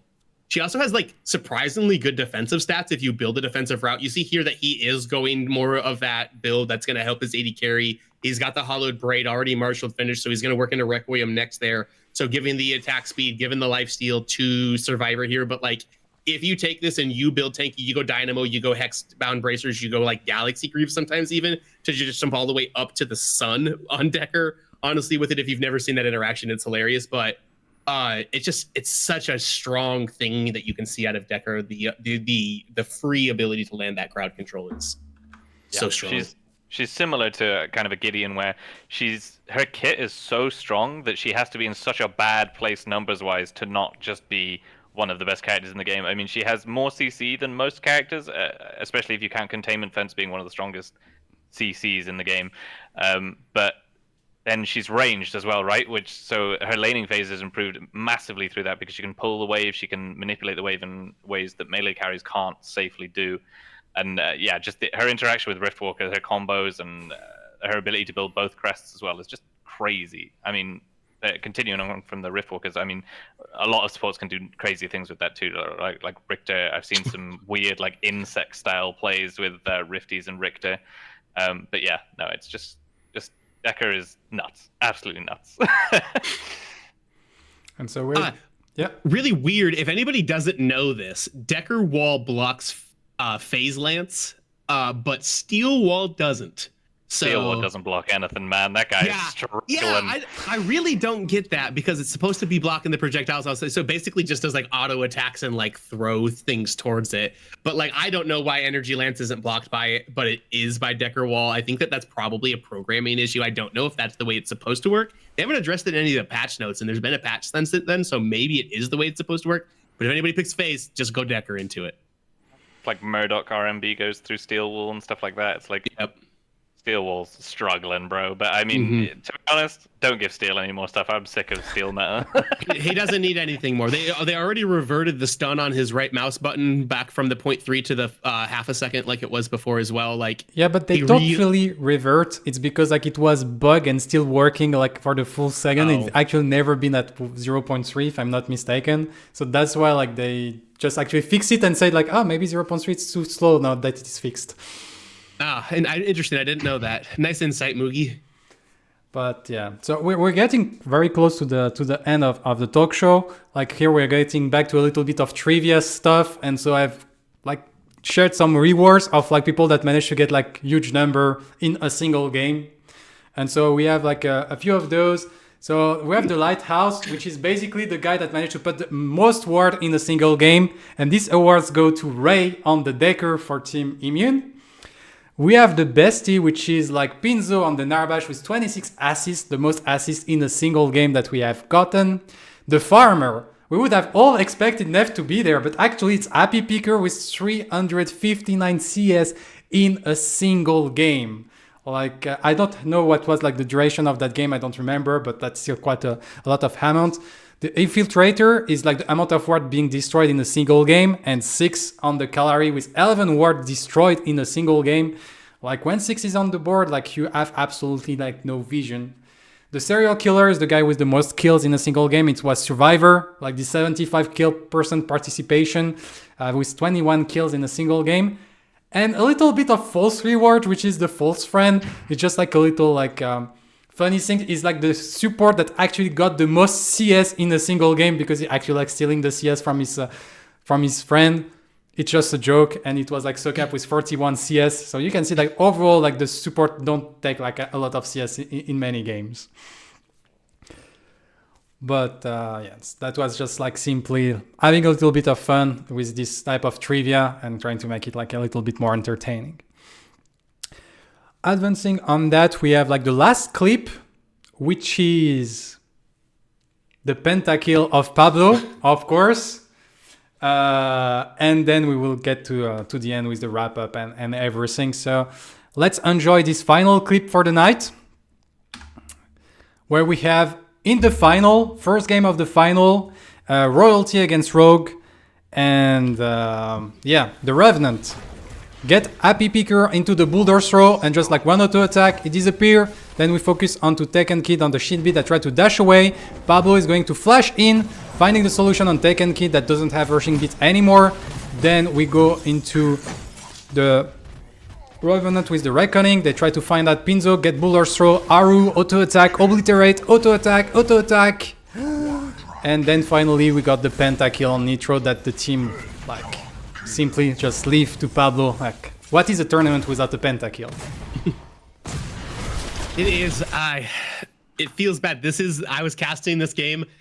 Omeda, once again, if you're listening, I really need kill announcements within the game. Let me know when objectives fall. Let me know when people get kills, because that is the second pentakill I've missed while casting without saying that without giving the person credit. Zihi got one in our February event as well, and we were even on his POV, and I didn't notice that it was a penta because we weren't getting the flashes of what it was. So big sorry to Pablo for not giving you like a shiny thing. I am re-recording this to make a highlight reel out of it.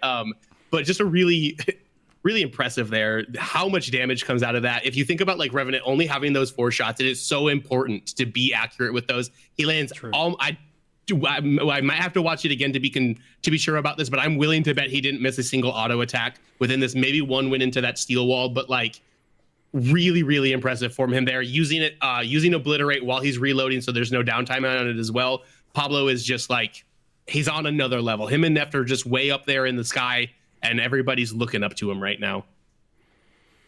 Like the flick also like on the Bellica Galaxy Grief to just like guaranteed the kill, and also like all the setup time Team Royalty was like putting here, like with the Subjugate, with the Bulldozer Throw. You have to admit, like they got like Rampage, Sevrog, and Steel in this game, so there was a lot of protection for this Revenant to actually like deal the damage in the backline. But it's still like very nice to see this type of highlight moment that just make everyone hype in the chat.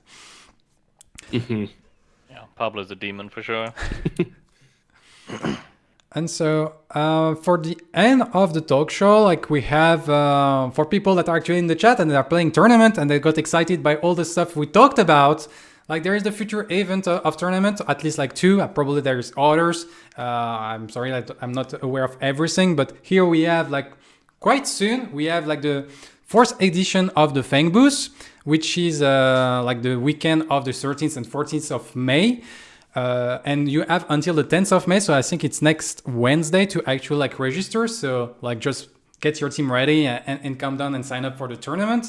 And also like I will let Lance announce like also the second like the new PCC event. All right, everybody, it is time to punch. Signups just opened. We announced it as this podcast went live. It is in our Discord. We are only taking 16 teams this course for group plays. We have 2 automatic qualifiers in Rogue and Royal. Our group stage are going to be June 3rd.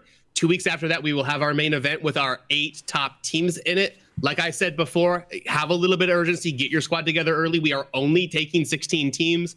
That is the number we've had the last couple of times as well. It just seems to work out really well. We already have a format for it. So I am super, super, super excited to see if one of these teams that comes through our group stage is going to do the immune thing, going to do the royalty thing, knock off that defending champion, get a new champion as well. I loved the fact that there's not like consistency in who's winning this tournament. I know that we're on the 4 decor one and immune is back to back to back Fang Booth champions. I like that we've had a little bit of change to it. Gives everybody an opportunity to talk a little bit of shit to each other because everybody's beating everybody. But I am super, super excited about this. I know that he already left the chat, so he's not around. I'm going to give him some credit, even though he's not here. Geronimo Jack did a super good job with that graphic. I think it is incredibly clean. And I am really, really excited. I'm going to be around for both of those. We've got an amazing core of people that do it. Everybody knows our dog, our host. She's going to be there for these. We're going to have the same desks as before. I don't know that we're going to be able to have Lake because I know he's going to be playing in it. Toasty will be playing in it as well, but we're going to replace them with some really good things. Our casters are continuously getting better. Our on-screen talent is continuously getting better. And our guy Choice Plays, who is behind the scenes on the 1s and 2s, I don't think there is anybody that has ever put on a better Predecessor tournament than him. And I would fight anybody for that. I'll take you all at the exact same time. Choice is the GOAT. Once again, if you're listening, Omeda, contact Choice because this man deserves some money. But that's what I got. Yeah, sign up. There's a spot in our Discord. We'll have a link to our Discord at some point. If not, I'll link it in the chat. Go to our Discord. There is a section that says team application. Just fill it out. It's a pretty simple application. First come, first serve, and you can't win if you don't play. True. 100% of the winner actually participated in events. So that's your chance to get there.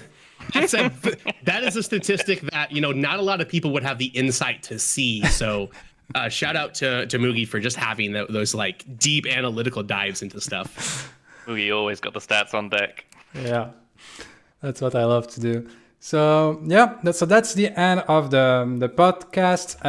Here you have like access to all the Twitters, Twitch of all the things, so the PCC, the Photo Core, Cecil as well, and myself. So I want to really like thank you, like both of you, Cautionary Tales and Cecil, for coming and spending this time with me. It was like very, very enjoyable. I really enjoyed our time together. So thank you very much.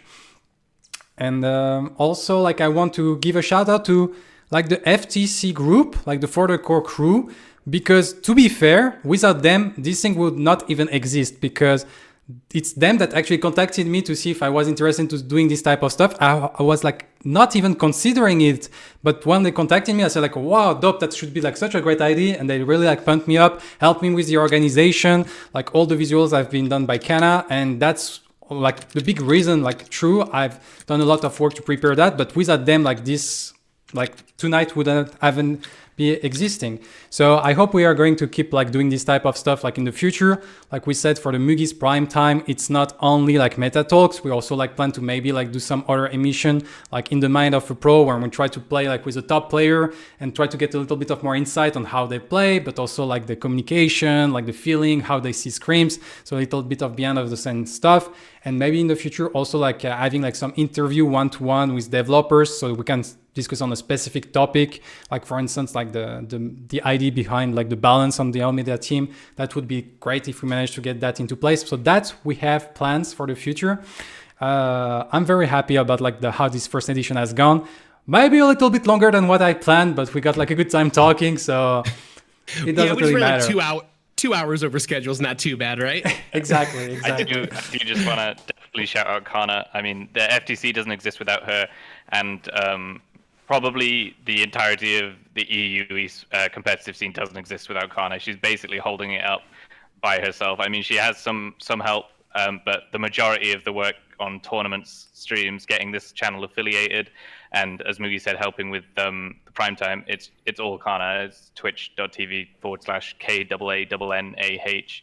And she's always putting in 100% of her effort for no reward at all, really, other than seeing you guys play and seeing the scene grow. She's honestly just the amount of work she does is insane. It really is by herself. And of course, like, thank you for everyone watching. Like, without the viewers, like, this emission doesn't have like any like really big interest. So thank you for everyone for tuning in. I hope you enjoyed your time. Like I said on my stream, but I'm going to repeat here because everyone is here.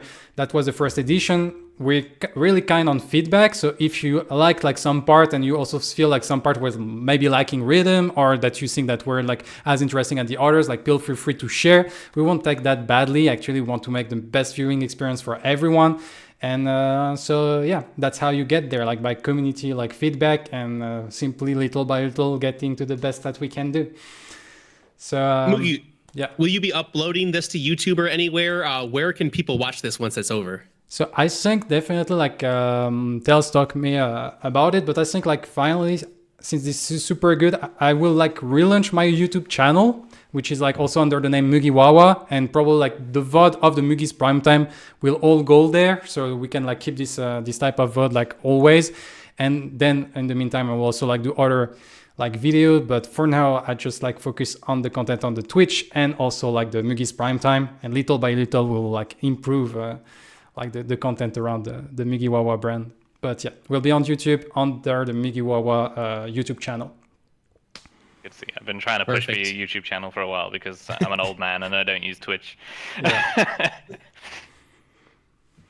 So what's the dog's name, Lance? What is my dog's name? This is Norin Bagora, and he is a handsome boy. He's named after the Silver Surfer. Norin is the Silver Surfer's first name. I see. He's a handsome boy, and I sure do love him. He is gorgeous. If you've ever been in a voice channel with me, you have heard me compliment this guy, because he's my gaming buddy. He's my solo lane or he's my dual lane partner, and I'm always in between games. I'll be in the middle of a conversation. I'll just say, "Oh, you're such a handsome boy" to him, and then everyone's like, "Oh, there's Lance talking to his dog again." He's been very patiently waiting for me to finish this so I can take him for a walk. But you got to get down, dude. You're not the star of the show. And so that will be it. Once again, thank you, Tails. Thank you, Lance. Thank you, everyone. And have all a great weekend. Enjoy your time. And on my side, I will see you all on my Twitch channel like next Monday when we get back to the analysis. And I can't wait to see what the new teams are bringing, preparing for the future tournament. We'll see you there. Take it easy.